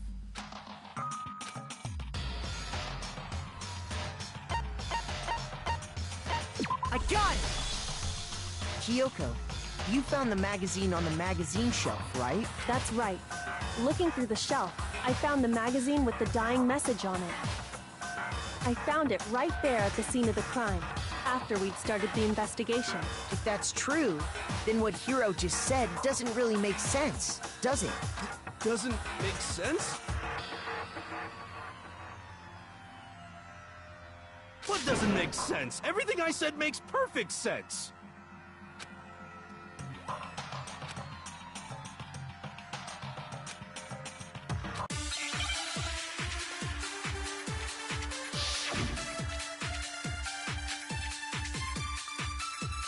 I can tell you exactly when I found the dying message. When Ogre's body was discovered. And I can tell you when I found the dying message. It was only after the investigation had begun. I found the magazine tucked away on the magazine shelf. When I pulled it out, I saw her final words. What's your problem? What I said makes total sense! I can tell you exactly when Ogre's body was discovered. No, that's wrong.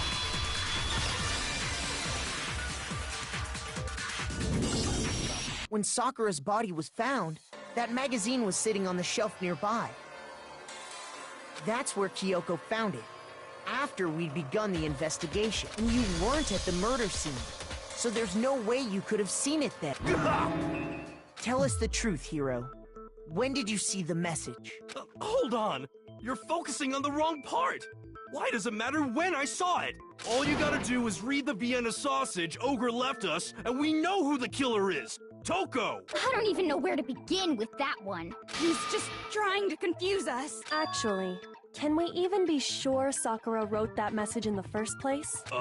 Yeah? I think we can all agree Ogre wrote that message. 100%, without a doubt, she wrote it! And this is me talking, so you know it's true!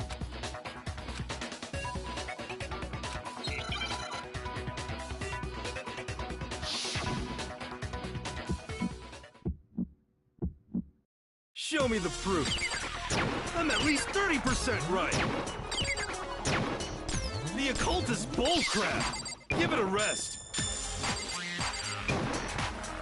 I'm at least 30% right. The occult is bullcrap. The end is nigh. Show me the proof. I'm at least 30% right. The occult is bullcrap! Give it a rest! I'm at least 30% right! Show me the proof. This should prove it.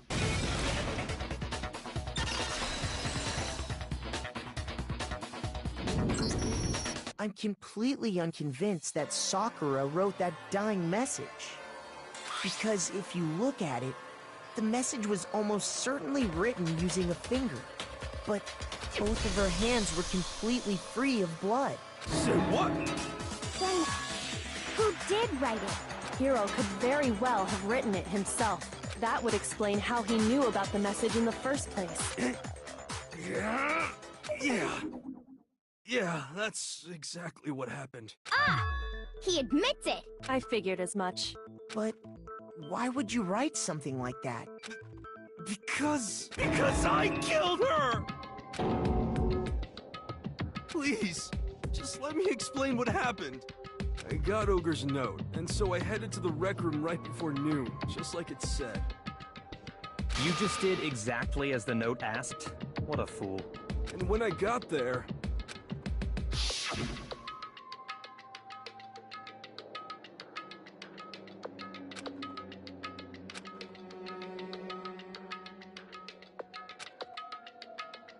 And that's all she said. After that, we just stood around in awkward silence. Suddenly, I heard her mutter something.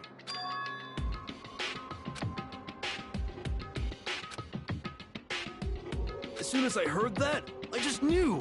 I knew she was gonna try and kill me. She was gonna kill me and make her escape. So of course I freaked out, and then...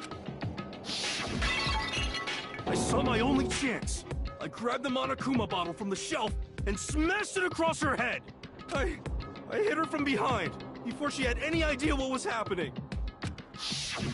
Then she just went limp. I didn't see her move again after that. Once it was over, I pulled myself together.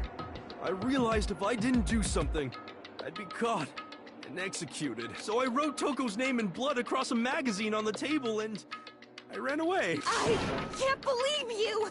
You're the worst! I hope you die! Well, that's what happened. Go ahead.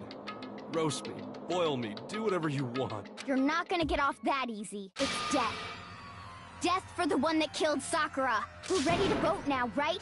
We know who did it. No, I think there's more to Hiro's story. What are you talking about? What else could there be? There's one thing that Hiro's story just now doesn't explain. And until we figure that part out, we can't consider the case closed.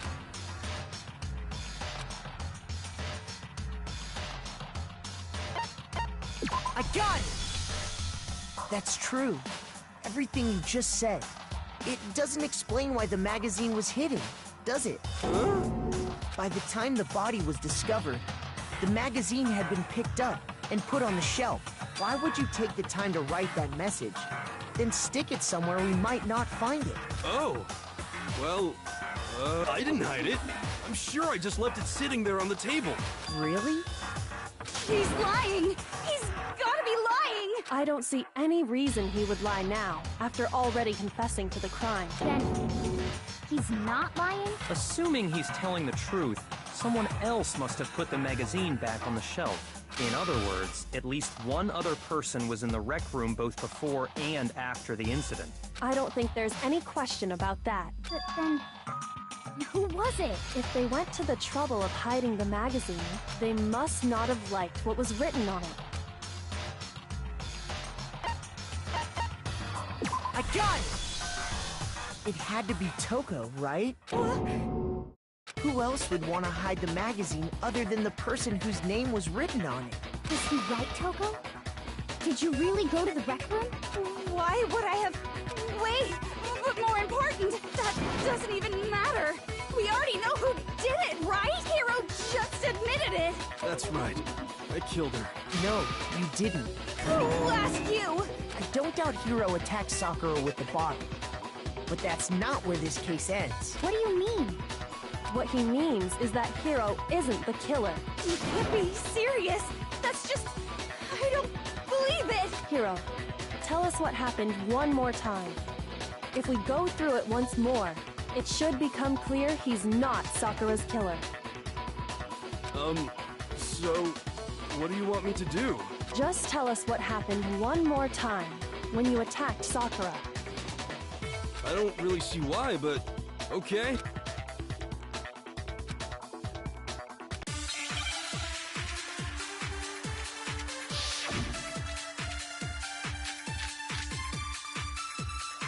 I didn't want to, but I did it. I grabbed a Monokuma bottle from the shelf nearby, and I hit Ogre from behind before she could do anything. You hit her from behind. And you only hit her once, is that right? Yeah, just once. No, that's wrong!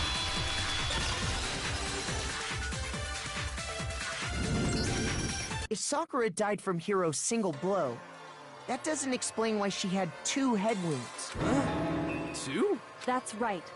She had 2 separate wounds on her head. And remember, this girl examines dead bodies as a hobby. Personally, I'm inclined to believe her. But I only hit her once. How could she have 2 wounds? 2 wounds means she was struck twice. What's more, both attacks must have come from a Monokuma bottle. Hold on! How can you know that just from some cuts on her head? She was attacked twice? With 2 Monokuma bottles? It's not just because of her head wounds. It's also because of the Monokuma bottles themselves. There's something very suspicious about those bottles. Once you understand that point, you'll understand why 2 separate Monokuma bottles must have been used. Think back. After the incident, there were 4 Monokuma bottles left on the shelf, right? And we found pieces of a bottle on the ground, along with the chess piece it had inside. That was the bottle Hiro hit Sakura with, right? For now, just note that there were 4 intact bottles and 1 broken bottle. But originally, there were 6 bottles in total, meaning 1 has gone missing. But how can you know for sure there were 6 bottles? That's easy. If you look at what the bottles all had in common, it should become clear.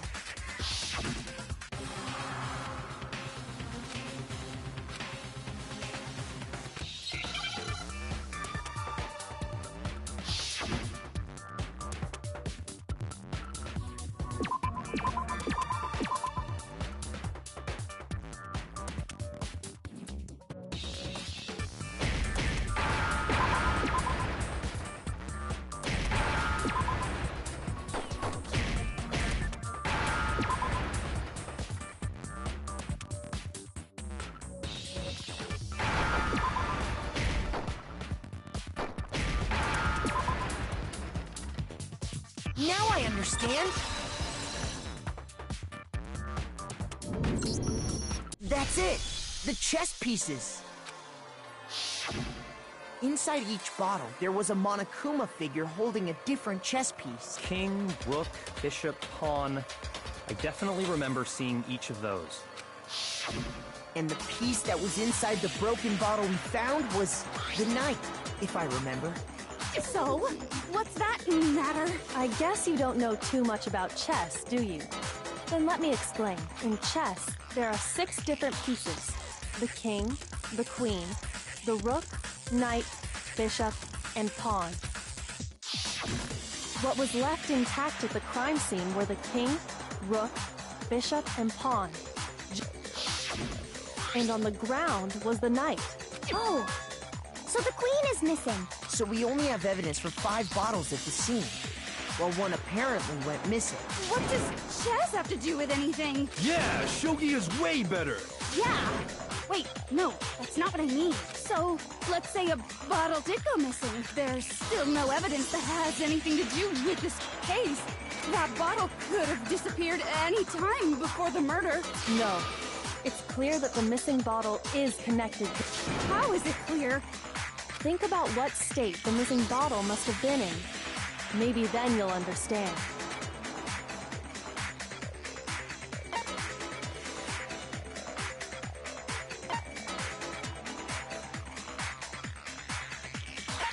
I got it! The bottle must have been broken. What makes you so sure? Because there was evidence at the scene that supports it. Huh? That's right. We found evidence that shows there was more than just one broken bottle at the scene. And what is this evidence?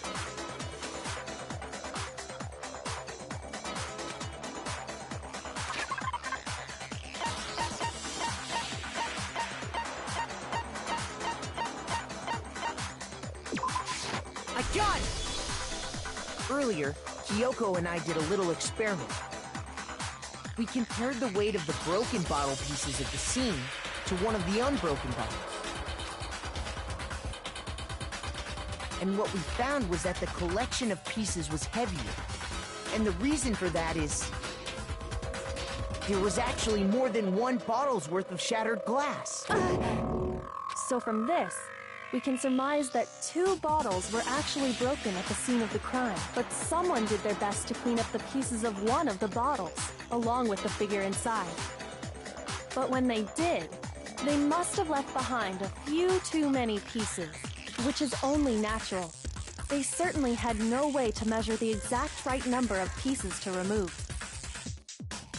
But why would they have to try and get rid of it like that anyway? Because of what it would reveal about the case.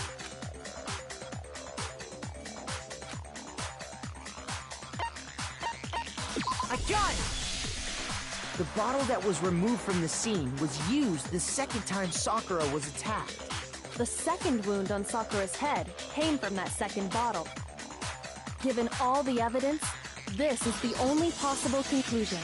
The killer wanted to make it look like there was only one attack, so they had to get rid of their evidence. From there, we can conclude that it wasn't Hiro who delivered that second blow.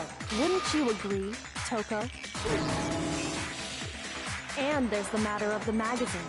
You must have been in the rec room when the incident took place. Wait! I admit, maybe there was a second attack, but there's no evidence I had anything to do with it. No way! You killed her! I'm sure of it! Shut up! Until 2 seconds ago, you were claiming you killed her! I'm not afraid to admit when I'm wrong. That's just the kind of guy I am. Plus, I just remembered something that proves it. Okay, fine. Let's hear it. It was right after I got Ogre's note. I was kind of nervous about it, so I went to the rec room early. You know, to stake it out or whatever. So I was waiting there, and that's when I saw her. I saw Toko go into the rec room. Pretty soon, Ogre showed up, and she went into the rec room.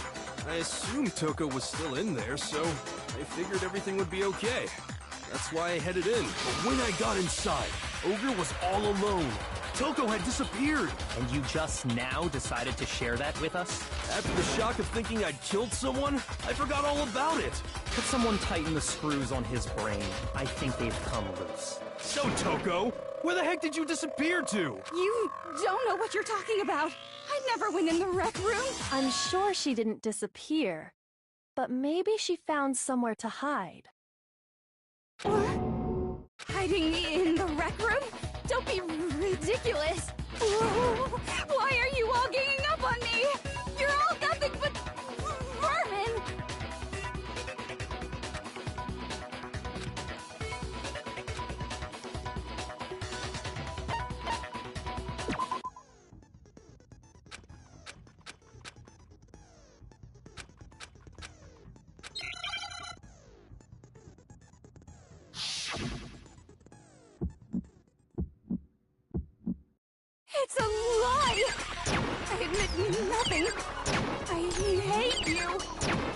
curse you! No, no, no! That's enough! I admit nothing. I curse you. I curse you. It's a lie!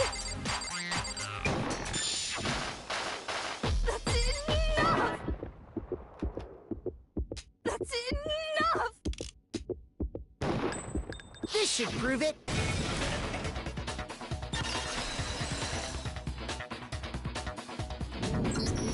Did you know someone left a handprint behind on the inside of the locker? They must have been hiding in there and put their hand on the wall without thinking.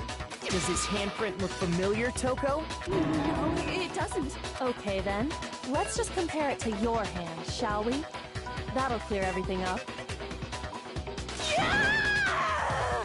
Stop wasting my time.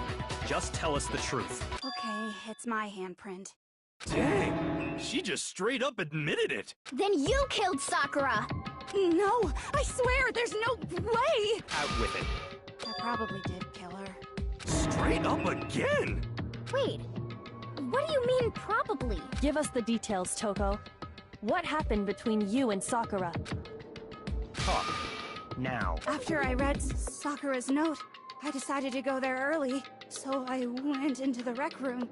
I didn't know what she might do if I didn't go, but I was too scared to face her head on, so I figured I'd just sneak in first and hide in the locker. Then, did you see what happened? Did you see me hit her? Yes, and I saw you write my name. I saw you forge her dying message. Well, that's awkward. So after he left, I jumped out of the locker and put the magazine back on the shelf. But when you did, you put it back upside down. I didn't mean to. I was in a hurry. Imbeciles, all of you. Forget all that. Why did you attack Sakura? After I put the magazine back, I heard a sound behind me like a monster growling. And when I turned around, there was Sakura, covered in blood and staring right at me. When I saw all that blood, I fainted. Right there in front of the magazines. I don't remember what happened after that. If you want to know more, you'll have to ask her. Guess who's back? It was your fault after all! My fault, Master's fault. When our faults combine, they soar to even greater heights. Just answer the question. Did you kill Sakura? Well, to be honest, Miss Morose and me don't actually share our memories, so I can't really say what was going on. But I was just minding my own business, sleeping peacefully when someone shook me awake. Was it a prince paying me a visit? I wondered. So I opened my eyes to see... splatter everywhere! I was not prepared for that. And, well, I guess it took me by surprise. I got so startled, I smacked her with the first thing I could find, which I guess was a bottle. Sakura was just worried about you, and you're terrible! No, she's terrible! Thanks to her, I murdered someone who wasn't an adorable boy for the first time ever! And when it was all over, you collected the pieces of the bottle to get rid of the evidence, didn't you? I wasn't about to die for some woman! If I'm gonna go down, I want it to be for killing Master! Just go away and die your meaningless death alone. Don't drag me into it. But I just can't catch a break, you know? Fate's got it out for me. Because normally, Sakura should have been able to dodge my attack, no problem! Even as strong as she is, she must have still been reeling from Hiro's attack. Hey, come on! That's... you know... But anyway, I'm not the one that killed Ogre! So that's good! Well then, that's that. Let's start the vote. What's wrong? Come on, everyone, we're ready to vote, right? Let's do this. No, not quite yet. Huh? Not yet? Why not yet? Don't you think there was something odd about Toko's story? I mean, you had to have noticed. Odd? Hiro's attack, and then Toko's, but that still wasn't the end of it. Tell us your story one more time. tell us what happened after you fainted. Then even this gaggle of idiots should understand what I'm talking about. Your wish is my command, darling.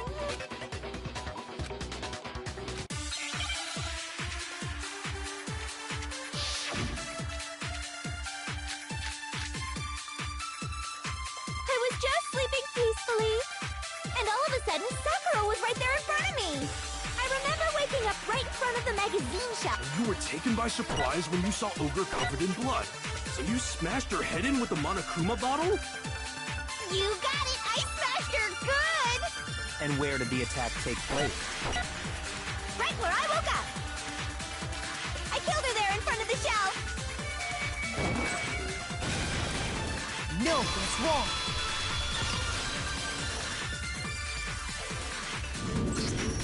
We found Sakura sitting upright in a chair. If the blow by the shelf was the cause of death, there's no explanation why she was in that chair. So, you finally noticed. That's just another lie from a bloodthirsty serial killer. Are you sure you didn't attack her while she was sitting in the chair? No, I'm sure she's telling the truth. Anyone who saw the murder scene should think the same way.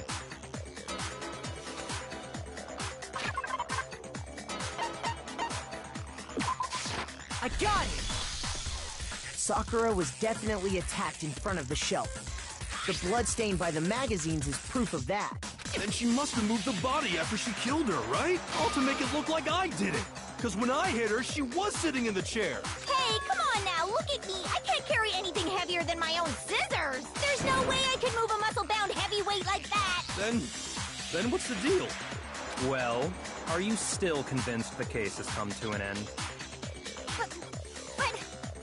Plus, the biggest mystery of all, the locked room, still has yet to be explained. Until we take care of that, we can't say this case has been properly settled. Oh, that part's easy. After she killed Sakura, Toko just hid in the locker again.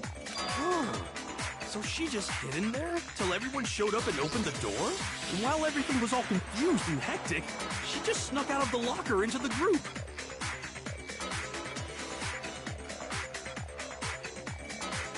No, I don't think that's possible.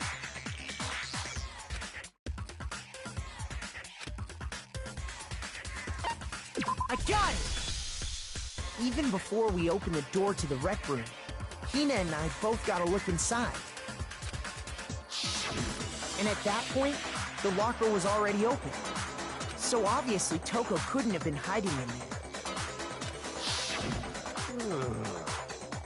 Okay then, where was she hiding? I don't know! What's this whole locked room thing about anyway? How do you not know? You killed her! I think the fact that I don't know proves I didn't kill her, thank you very much. You're lying! No, she's not. I've been saying all along, there's still more to this case. But if Genocide Jill didn't do it, that means Ogre didn't die from the shot to the head. And Well, I can't imagine what else could have killed her. that's because you're overlooking vital information.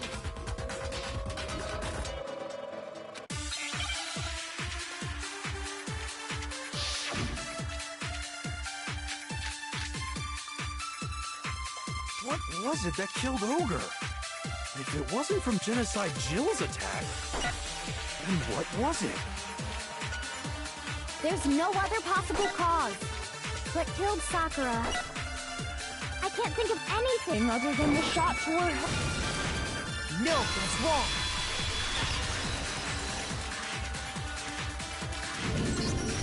According to the Monokuma file, Sakura had vomited blood.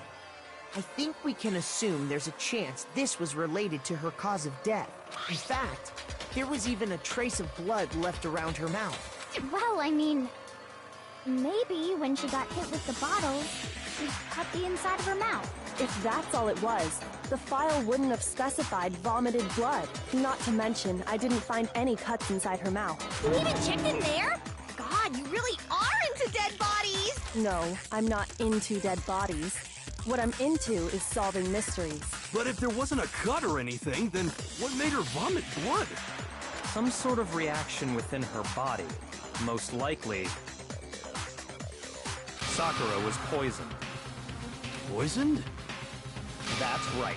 This is the conclusion I've arrived at, and so there can be no mistake.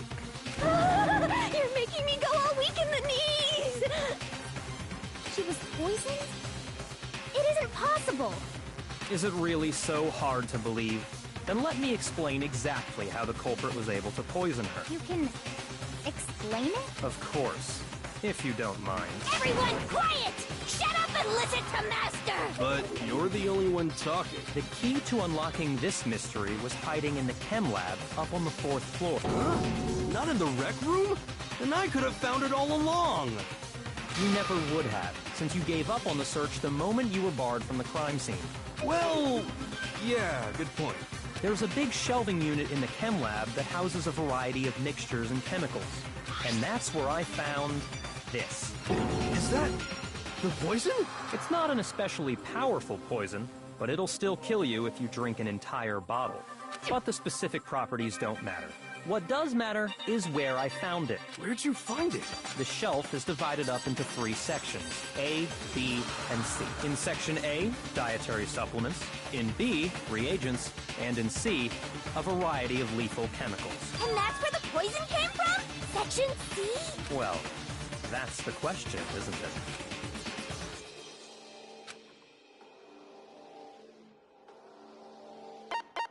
I got it! The poison was actually in Section A, wasn't it? Huh? You just said that Section A was for supplements or whatever. Strange, isn't it? Why would there be a bottle of poison mixed in with all those nutritional additives? Yeah, so? Why? Because the culprit switched it out. That's why. What do you mean? I mean this.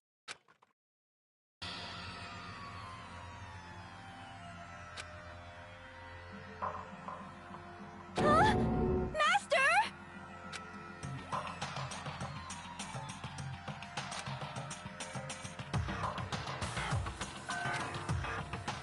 Ugh, that tastes awful.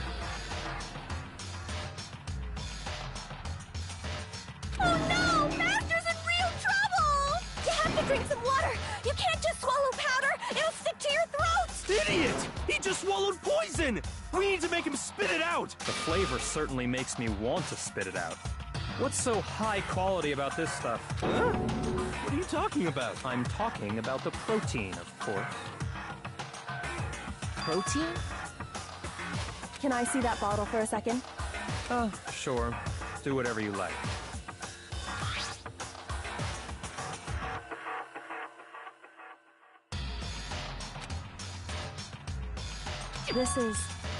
It's protein powder. Correct. That wasn't poison in the bottle, but harmless protein powder. Which makes one wonder, the poison that should have been in that bottle, where did it go?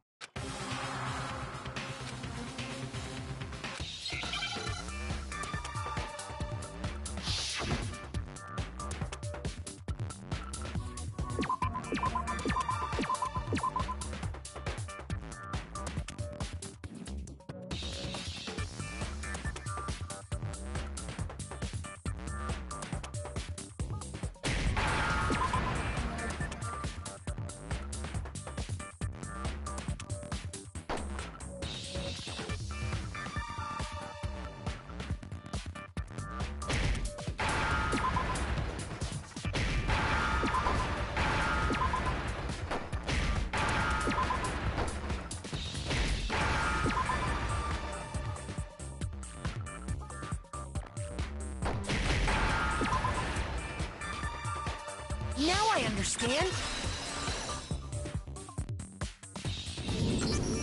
The poison must have been poured into the protein can.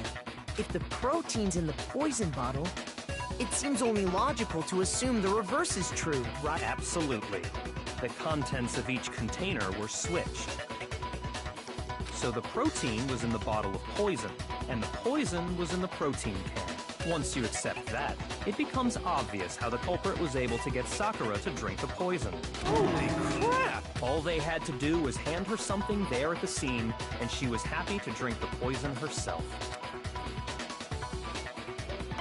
I got it! You're saying they gave her a protein drink, right? A protein drink which actually contained a deadly poison. What? That's all it took to kill Sakura. That is the true cause of death. You know, I do remember Ogre saying that protein stuff was good for all kinds of aches and pains. So maybe she took it to try and help with the whole bleeding head wound thing. But what was offered to her instead was a bottle full of poison. And I already know exactly who swapped the mixtures. For real? Who was it? Evidence revealing who replaced the two materials was left in the chem lab for anyone to see.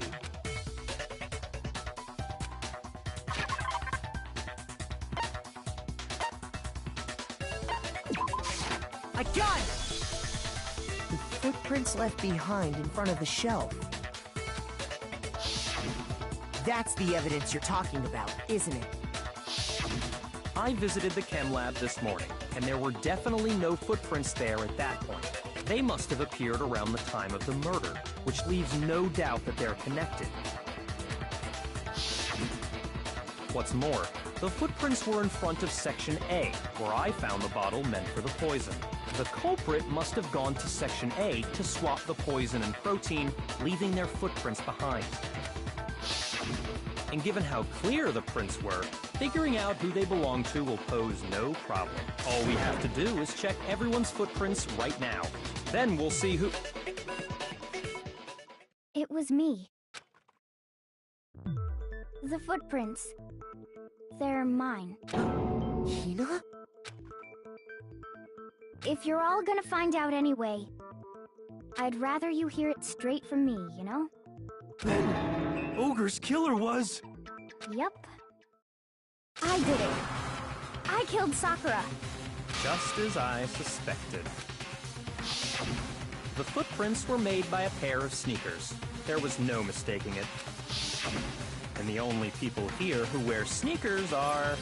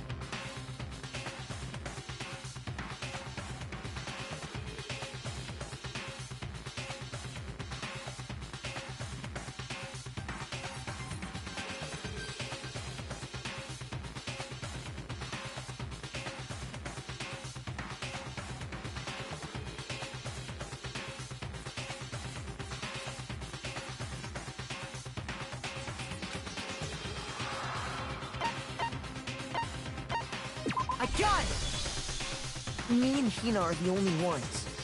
Oh, so Byakuya. That explains why...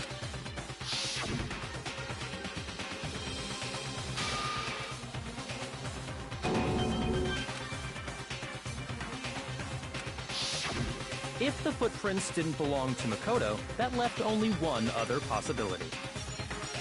Just Hina. Plus, Hina's been acting strange ever since the trial began. You were in an awful rush to get to the vote, weren't you? This whole time, you've been focused on pinning the crime on someone else, haven't you? I can't believe it. What about it can't you believe? Well, it's just... the two of them were so close. That's likely exactly why it turned out this way. Because they were so close, Sakura didn't think twice about it when Hina handed her the concoction. Hina used that trust to kill her. She deceived the victim, and she tried to deceive all of us. I have to say, Hina, coming from you, this was a particularly nasty little scheme. Is it true? Did you really kill Sakura? And if you did, why? Why would you do that? I found her. There in the rec room. She was hurt. She asked me to bring her that protein drink. But when I went to get the powder from the chem lab, it just occurred to me all of a sudden. Now's my chance to kill her. That's what you thought, right? That's when you switched out the protein powder, and that's when you gave her the poisoned mixture. And then she downed it all at once. And Hold it! I'm not convinced. You're not about to claim she wouldn't kill a close friend, are you? You still don't get it, do you? The game we're playing here isn't so kind. Honeyed words like friendship don't matter here. What matters is outwitting the opponent. Not a person alive would sacrifice themselves for another. In the end, we're all in it for ourselves. Just like how this girl sacrificed Sakura to save herself. You say that, but I'm still not convinced. Don't misunderstand me. I'm not saying it because of some misguided sentimentalism, but there's still that one unsolved mystery, and I'm not convinced. Are you talking about the locked room problem? Hina, if you really are the killer, explain it. How did you create that locked room? well, that doesn't matter. Just because I'm guilty, that means I have to tell you everything? No, it doesn't. But the fact that you won't tell us concerns me. Surely you're not... Do you honestly think Hina didn't actually kill her? And if I do? Impossible. She switched out the mixtures. She's the culprit. There's no way you can doubt this. Are you sure about that? Even ignoring the fact that I don't want to believe it, it just doesn't fit. What doesn't fit? I mean, why would someone leave such a clear clue like a footprint? It's too obvious. Too easy. He's right. It makes it look like you wanted people to suspect you. I was just nervous. So, I didn't notice I'd left a footprint. You didn't notice? Yeah, that's just how it was. What can I do? Listen, Hina. Could you go into a bit more detail? Tell us more about when you switched the poison and the protein. How come? That doesn't matter. Hina, please. I'd like to know too. Fine. Waste your time if you like. It's clear that Hina is the culprit. There's nobody else to suspect. Nobody else could have possibly done it. Go ahead, Hina. Start from the moment you arrived at the chem lab. Well, right away I went to Section C and got the poison. And is that when you spilled the powder in front of that part of the shelf? Yeah. When I opened the bottle, I dropped it like an idiot. I see. Okay then, go on. So then I moved to Section A and got the protein powder, and that's where I switched them. Once I was done with that, I took the protein can that had the poison in it and left the room. But I accidentally put the bottle filled with protein powder back on the wrong shelf. And because of that, everything I did got found out. And... Then moved to Section A to get the protein, right? Meaning you went from Section C to Section A. Do I have that correct? Yeah.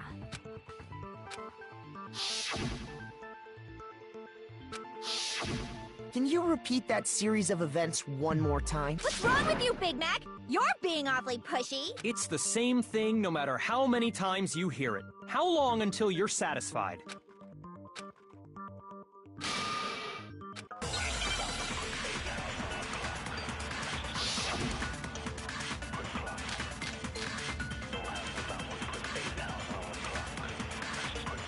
First, I went to Section C.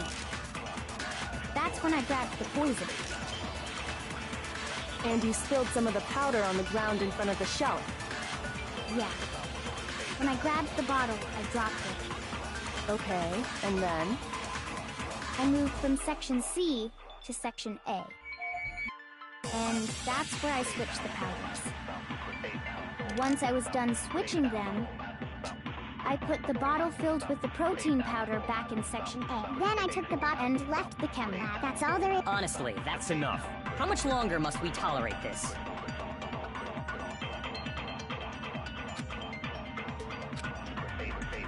First, I went to Section C. That's when I grabbed the poison. And you spilled some of the Yeah.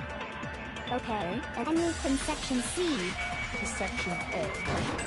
And that's where I switched the powders. Once I was done, I put the bottle filled. Then I took the bottle and left the. That's all there is. Honestly, that's enough. How much longer must we tolerate them? First, I went to. That's when I grabbed the. And you spilled some of the powder. Yeah. And I grabbed. Okay, and I moved from Section C. No, that's wrong!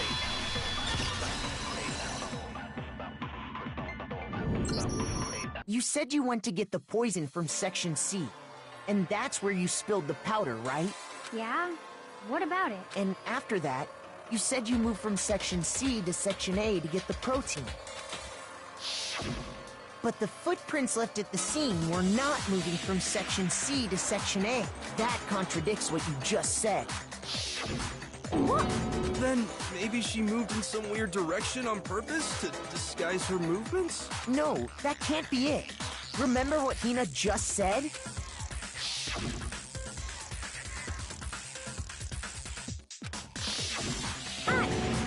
What the? Hina, what's the meaning of this? Well... you lied to us. Plain and simple. If you look at the footprints, your movements in the chem lab are obvious. The powder had already been spilled when you came in, and you went straight to Section A, so you never went to Section C. Whatever you did there, it only involved Section A. Well... You see... What the hell? What's going on here? And the footprints aren't the only problem with her account. What? Before I explain that part, I'd like to submit some new evidence. New evidence? Impossible, there can't be. Are you sure? After all, you're the one that gave it to me. I did? It was hidden inside the bottle of poison you gave me.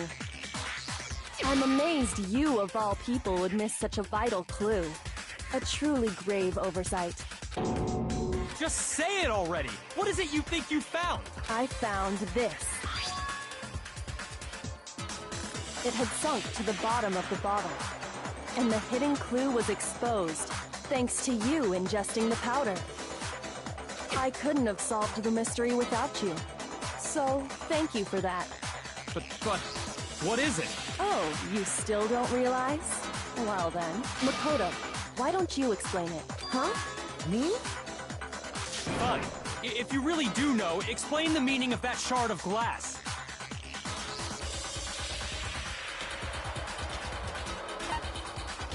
I got it! It's part of the window from the rec room door, right? The window? The window we broke to get in was light blue, just like that. So I think that must be it. You're right. It must be. Of course, that leads to another question. How did a shard of glass from the window get inside this bottle of poison? What's so strange about that? What's strange is that, according to what Hina told us,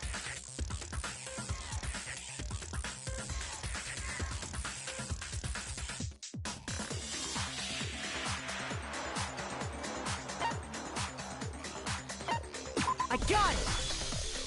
The bottle of poison was left on the shelf in the chem lab. That is what you said, right, Hina? And yet, somehow a piece of glass from the rec room window made its way into the bottle. Everything Hina told us was a lie? In reality, that bottle of poison most definitely found its way to the rec room. It was there at least until the window got broken. In other words, when the locked room was unlocked. There's no other way to explain the presence of that glass in that bottle. And then, once the room was opened, the bottle somehow got moved back to the shelf in the chem lab. Meanwhile, the protein can we found at the crime scene was planted there. That had to be after the locked room was opened. In other words, after Sakura died. Wait, hold on. You're moving too fast. I'll grant you, the bottle of poison may well have been in the rec room when it was locked, but how can you say the protein can was put there after the room was unlocked? We already know she was given the protein can with the poison inside, right? If that can wasn't there when she died, how did she get poisoned? You're right. We do need to explain that. But before we do, there's something I'd like to confirm with everyone here. Huh? It has to do with the protein can. After Sakura's body was discovered, did anyone move it or trip over it or anything like that? What are you talking about? Is this some kind of loaded question? Not at all. Just answer to the best of your ability. Well, no, not that I remember. Yeah, me either. Not me. Same here. Yeah, me either. Okay then, that settles it. That proves that the protein can found its way to the murder scene after the room was opened. Oh, come on! How can you say that? How can you know what I don't know?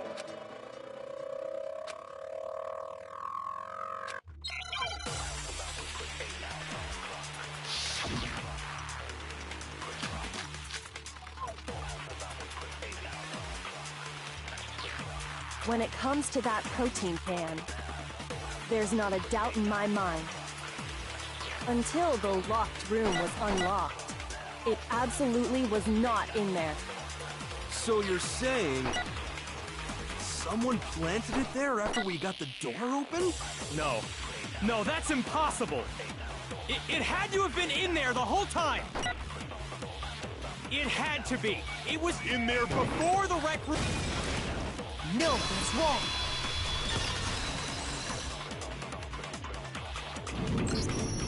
You remember how there was broken glass scattered all around the room, right? Of course. It came from the window you broke to get in.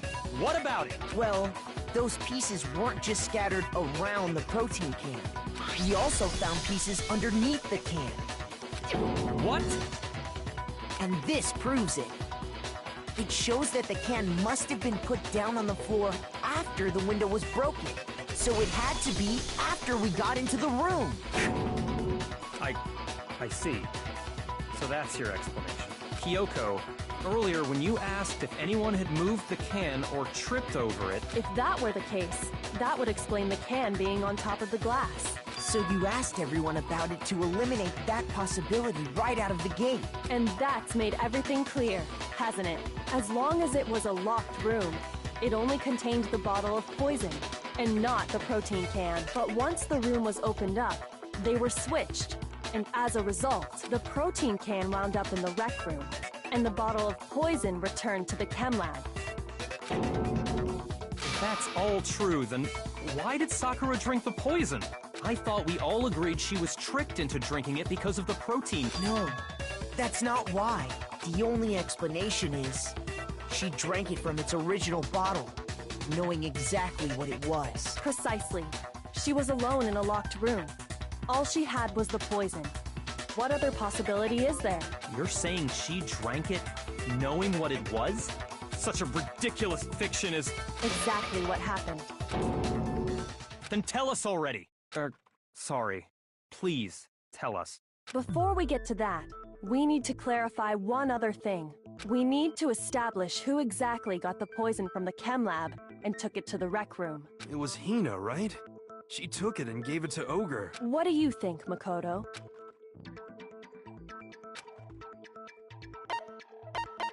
I got it! I think it was Sakura herself. Huh? So Sakura, who was apparently murdered, just poisoned herself? What are you talking about? There's no way! On the contrary, we know for a fact she went to the chem lab, right to the section full of poisons. You're lying! Stop lying! Why? Why would you lie like that?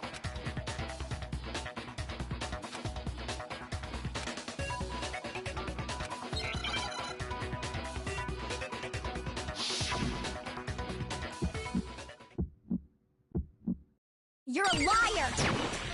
What are you saying? Wrong! You're wrong! I'm telling you, I did it! Stop talking! You're a liar! Wrong! You're wrong!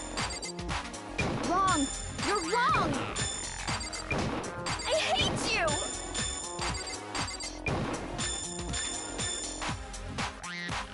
You're a liar! What are you saying? Wrong! You're wrong! I'm telling you, I did it! Stop talking! You're a liar! Wrong! You're wrong! Do you have any kind of proof? This should prove it.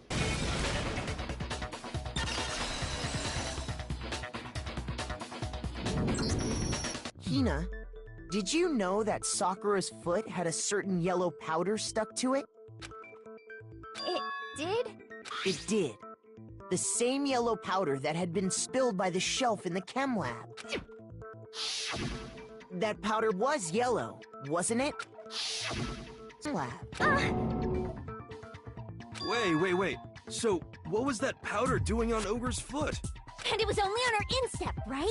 Sakura must have been standing right there where the powder was spilled. So the person who spilled the powder by the shelf wasn't Hina, but Sakura.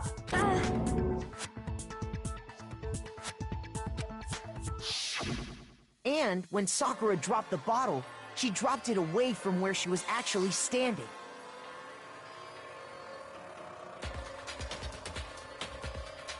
Which is how she was able to avoid getting it all over herself. But the powder still got scattered around, and some of it must have wound up on her instep. Is there any problem with my thinking? But why did Sakura pay a visit to Section C in the first place? The only explanation is that she was looking for poison. After all, that's all that section contained. No! It was me! The poison! Because I killed her! No, you didn't kill her.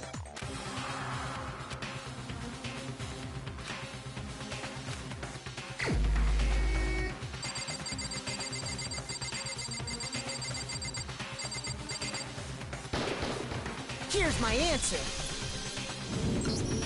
The one who killed Sakura was Sakura herself. What? The killer was Sakura? Wait, so you're saying it was suicide? I don't believe it. I don't believe it any more than I believe I can fly. I can't believe it either. Or rather, I don't want to believe it. But when you really think about it, everything matches up. Sakura went and got the poison. She barricaded herself in a room, and she drank it, all so she could end her own life. And that explains why we couldn't solve the mystery of the locked room. I got it! The locked room mystery was created by Sakura. I'm sure she locked herself in so nobody could stop her from doing what she did. She sat there, drank the poison, and breathed her last breath. And the empty bottle of poison rolled around the locked room until we came and opened it. At that point, someone grabbed the bottle and snuck it out of the room. And that was you, wasn't it, Hina? You did it to throw off the investigation, didn't you? When we found her body, you stayed right there near the door, because you already knew Sakura was dead, and because the bottle of poison had rolled near the doorway. That's when you picked up the bottle, right? I was too shocked to notice anything, and Kyoko was busy checking the body. And the more I think about it, the more I realize how unusual your actions were.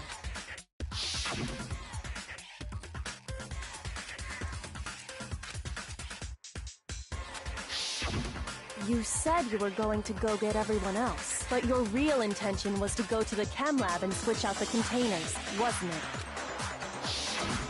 Once you were at the chem lab, you headed straight to the section where the protein powder was kept. There, you took the powder and poured it into the bottle of poison you'd grabbed from the rec room.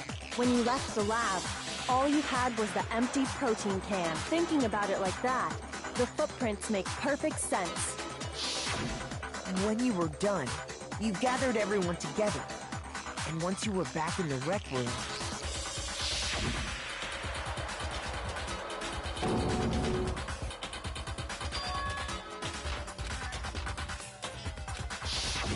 While everyone else was focused on Sakura, you quietly placed the can on the ground. Honestly, I should have noticed. You should have been the first one to run up to Sakura's lifeless body. The Hina I know never would have left her side in a situation like that. So, Sakura committed suicide. In order to hide this fact, Hina undertook a series of actions to undermine the investigation. As long as you could disguise the truth, you didn't care if we blamed you for her death. That's why you didn't bother to get rid of such obvious evidence, right? The footprints in the powder and the bottle of poison? Vital pieces of evidence. And yet... So you're saying Hina consciously deceived us to make it look like she killed Sakura? No! I killed her! I did it! That's enough, Hina. It's over. It's not! Nothing's over! It is! Actually, no. You're right. We have to end this properly.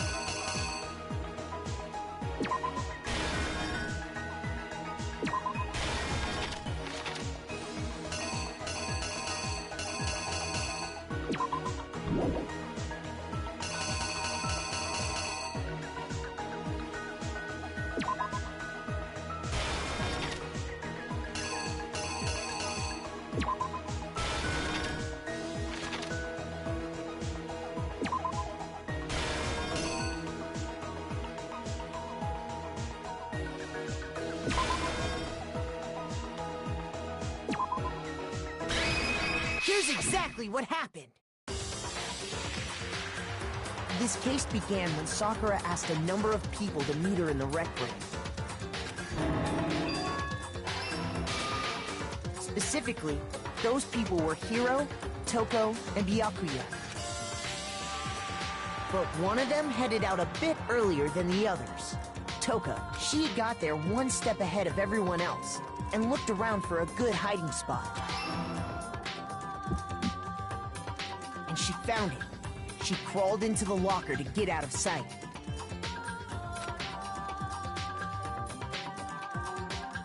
Then, from inside the locker, she saw Sakura enter the room.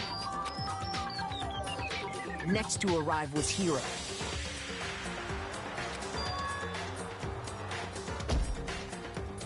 When he got there, he mistakenly thought Sakura was going to try to kill him, so he panicked. Without thinking, he grabbed a nearby Monokuma bottle and attacked Sakura with it.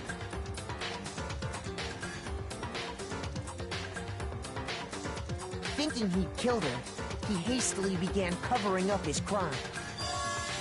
He took a magazine from the table and forged a dying message from Sakura. To that end, he wrote down a name. Toko. By writing her name, he was hoping to pin the murder on her. But of course, Toko had witnessed the whole thing. So as soon as the coast was clear, she jumped out of the locker and hid the magazine on the shelf with all the others. But in her rush, she made one little mistake. She put the magazine back upside down. Soon after, she watched as Sakura slowly opened her eyes. She also saw the blood dripping off Sakura's head and fainted. This caused her personality to switch back over to Genocide Jack. When she woke back up, her second personality also saw the blood-soaked Sakura, and she freaked out. And just like Hiro, she grabbed another Monokuma bottle and attacked her. This explains why there were 2 wounds on Sakura's head. Assuming Sakura really was dead this time, she set about disposing of the evidence. She gathered up the broken Monokuma bottle shards and the queen chess piece. And that explains how Sakura was attacked twice with the same type of weapon. But even after those 2 blows, she was still alive. So then, what was Sakura's actual cause of death? It was the poison that Sakura herself got from the chem lab. She turned the rec room into a true locked room scenario, and then drank the deadly mixture. And there, she took her final breath. Later on, smashed the door's window to get inside. But someone already knew what had happened. Knew that she had committed suicide. And that same someone quietly snatched the bottle of poison from off the ground. And while nobody was looking, replaced it with an empty protein can. They did all this specifically to place all the suspicion on themselves, in an attempt to guide the trial to a false conclusion. And the one who went to all that effort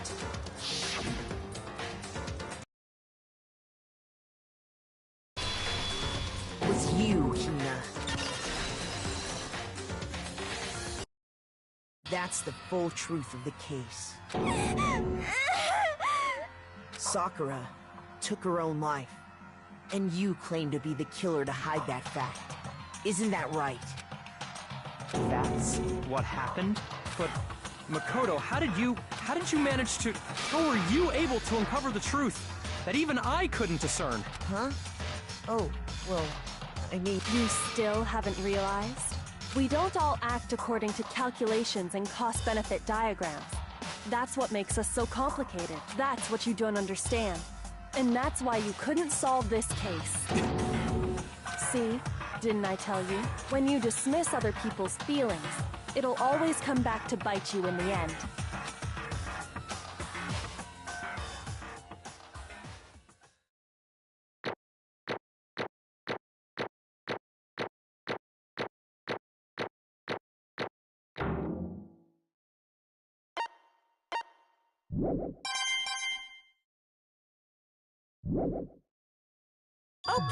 Okay. I think we can all agree you made your point. Did you guys forget already? You still haven't voted yet. Oh yeah, that's right. You seriously forgot?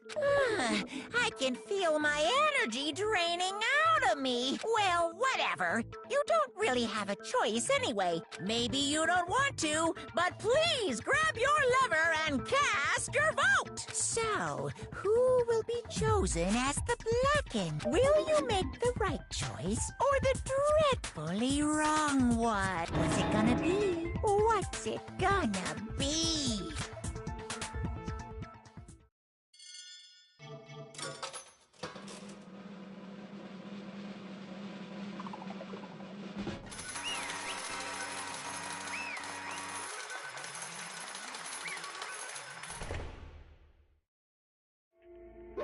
Okay. My entire existence!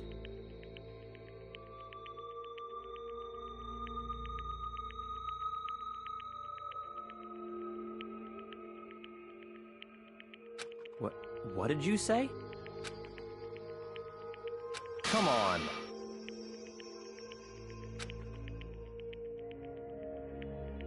What are you thinking? Don't be mean! What is this?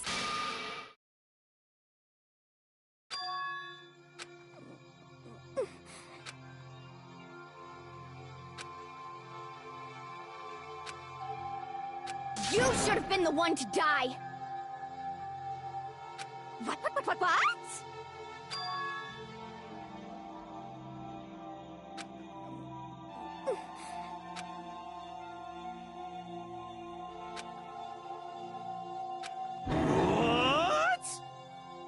What is this?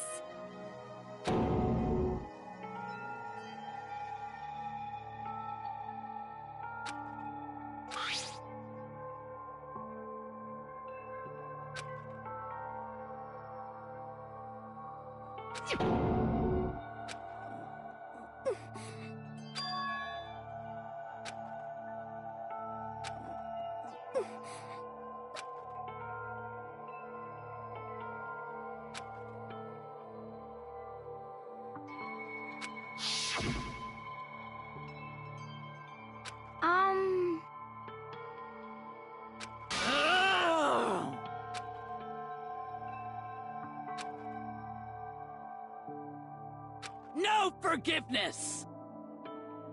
I can't forgive this!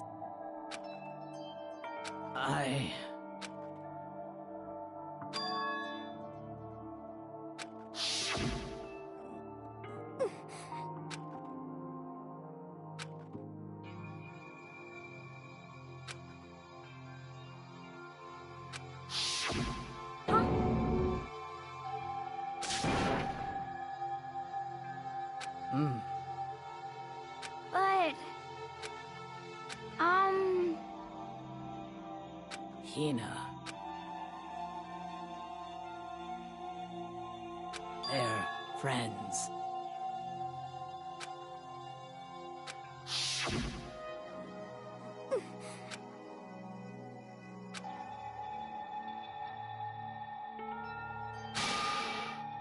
Why?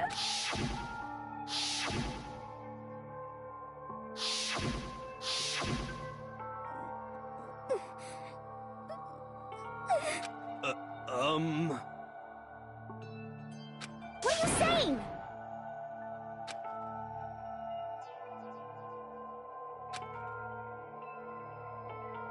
I won't forgive you.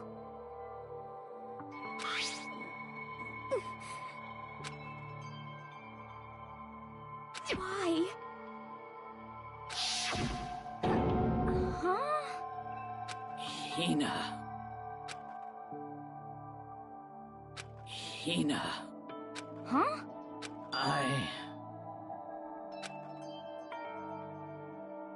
I have a favor to ask. Huh? Some protein.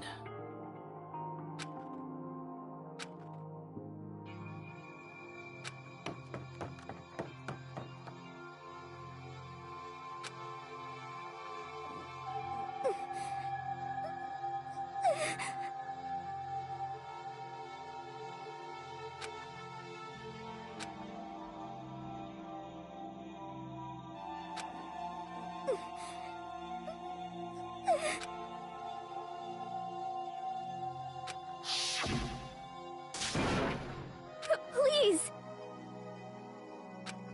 Why? Why?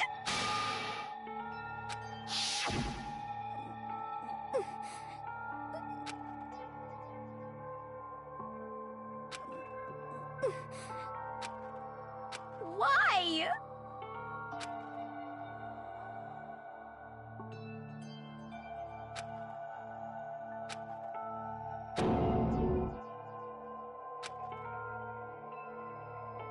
Why?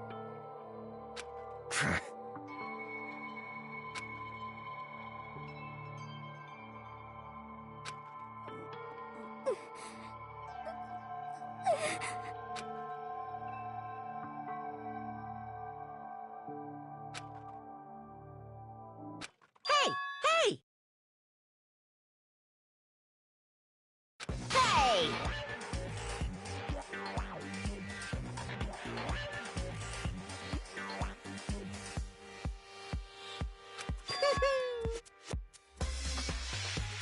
What is this?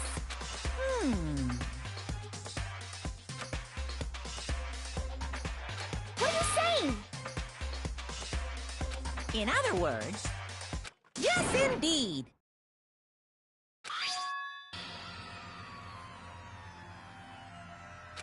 What the heck? Of course. Yep.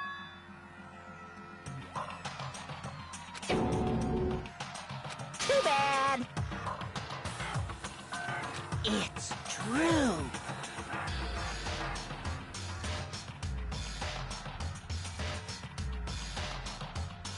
Huh? Unbelievable. Well now, well now, well now, well now.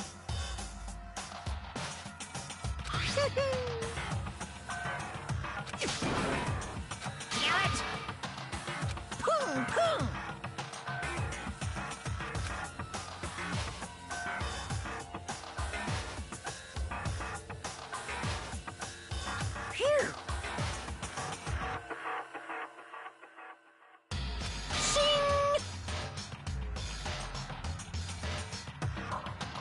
And? What are you gonna do?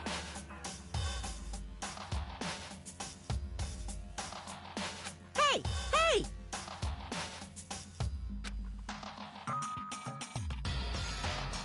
But hold on.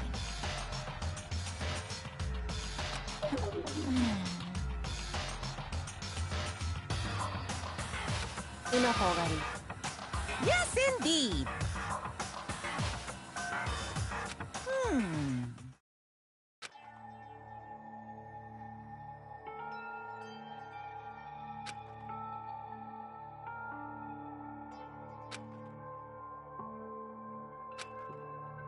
As you know, I've been giving information to the one who's imprisoned you here.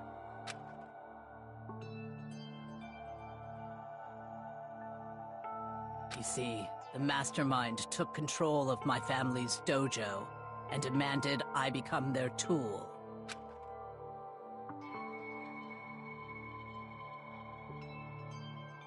I couldn't let it be destroyed under my watch, so even if it meant my own life, I had to protect it. That's how I saw things.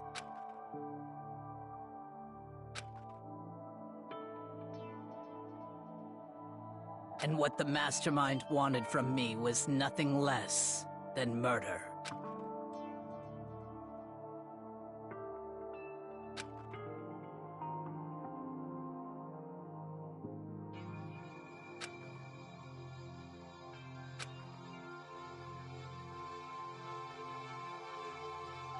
However, as I lived here with all of you, as I lived here with Hina, my resolve began to weaken.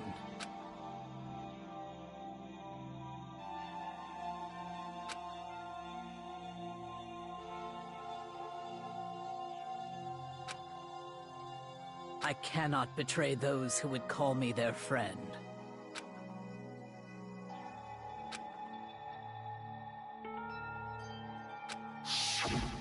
I've made a decision.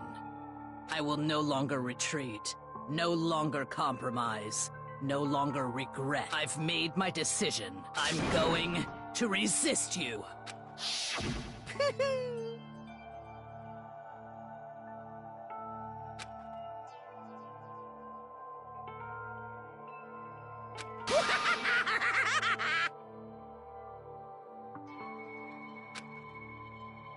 Of course, I understand if you all hate me.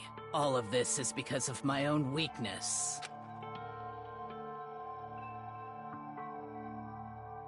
So this is my atonement for betraying you. That's what I had in mind.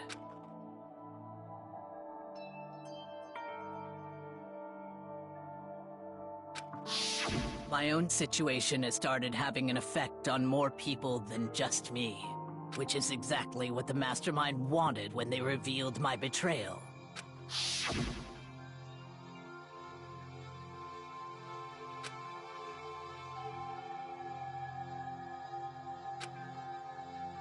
Of course, I'm still responsible for that as well.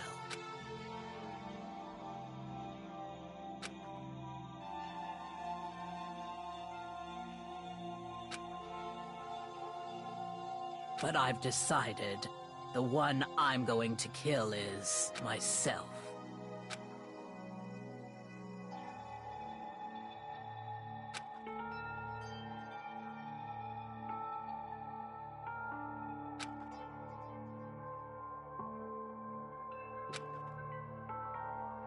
If it can save you, then sacrificing my own life could have no greater meaning. Whatever you think of me, please know that you are all my most treasured friends. Huh?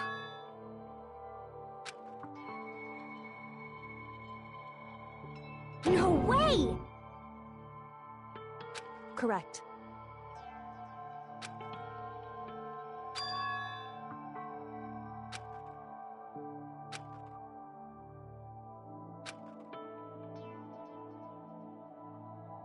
However...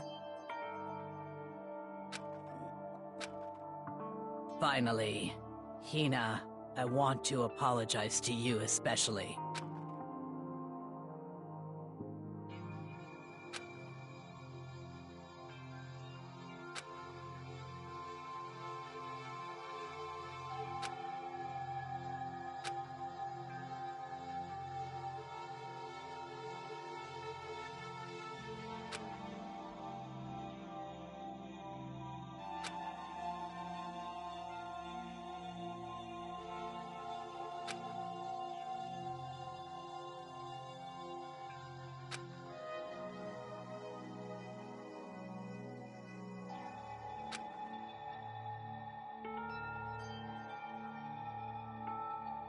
I never saw you as my enemy.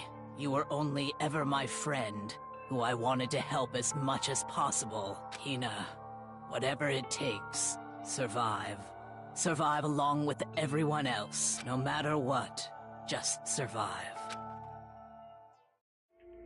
But...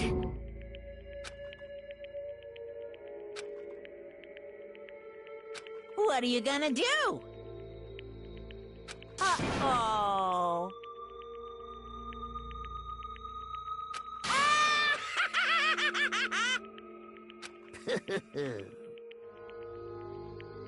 Too bad.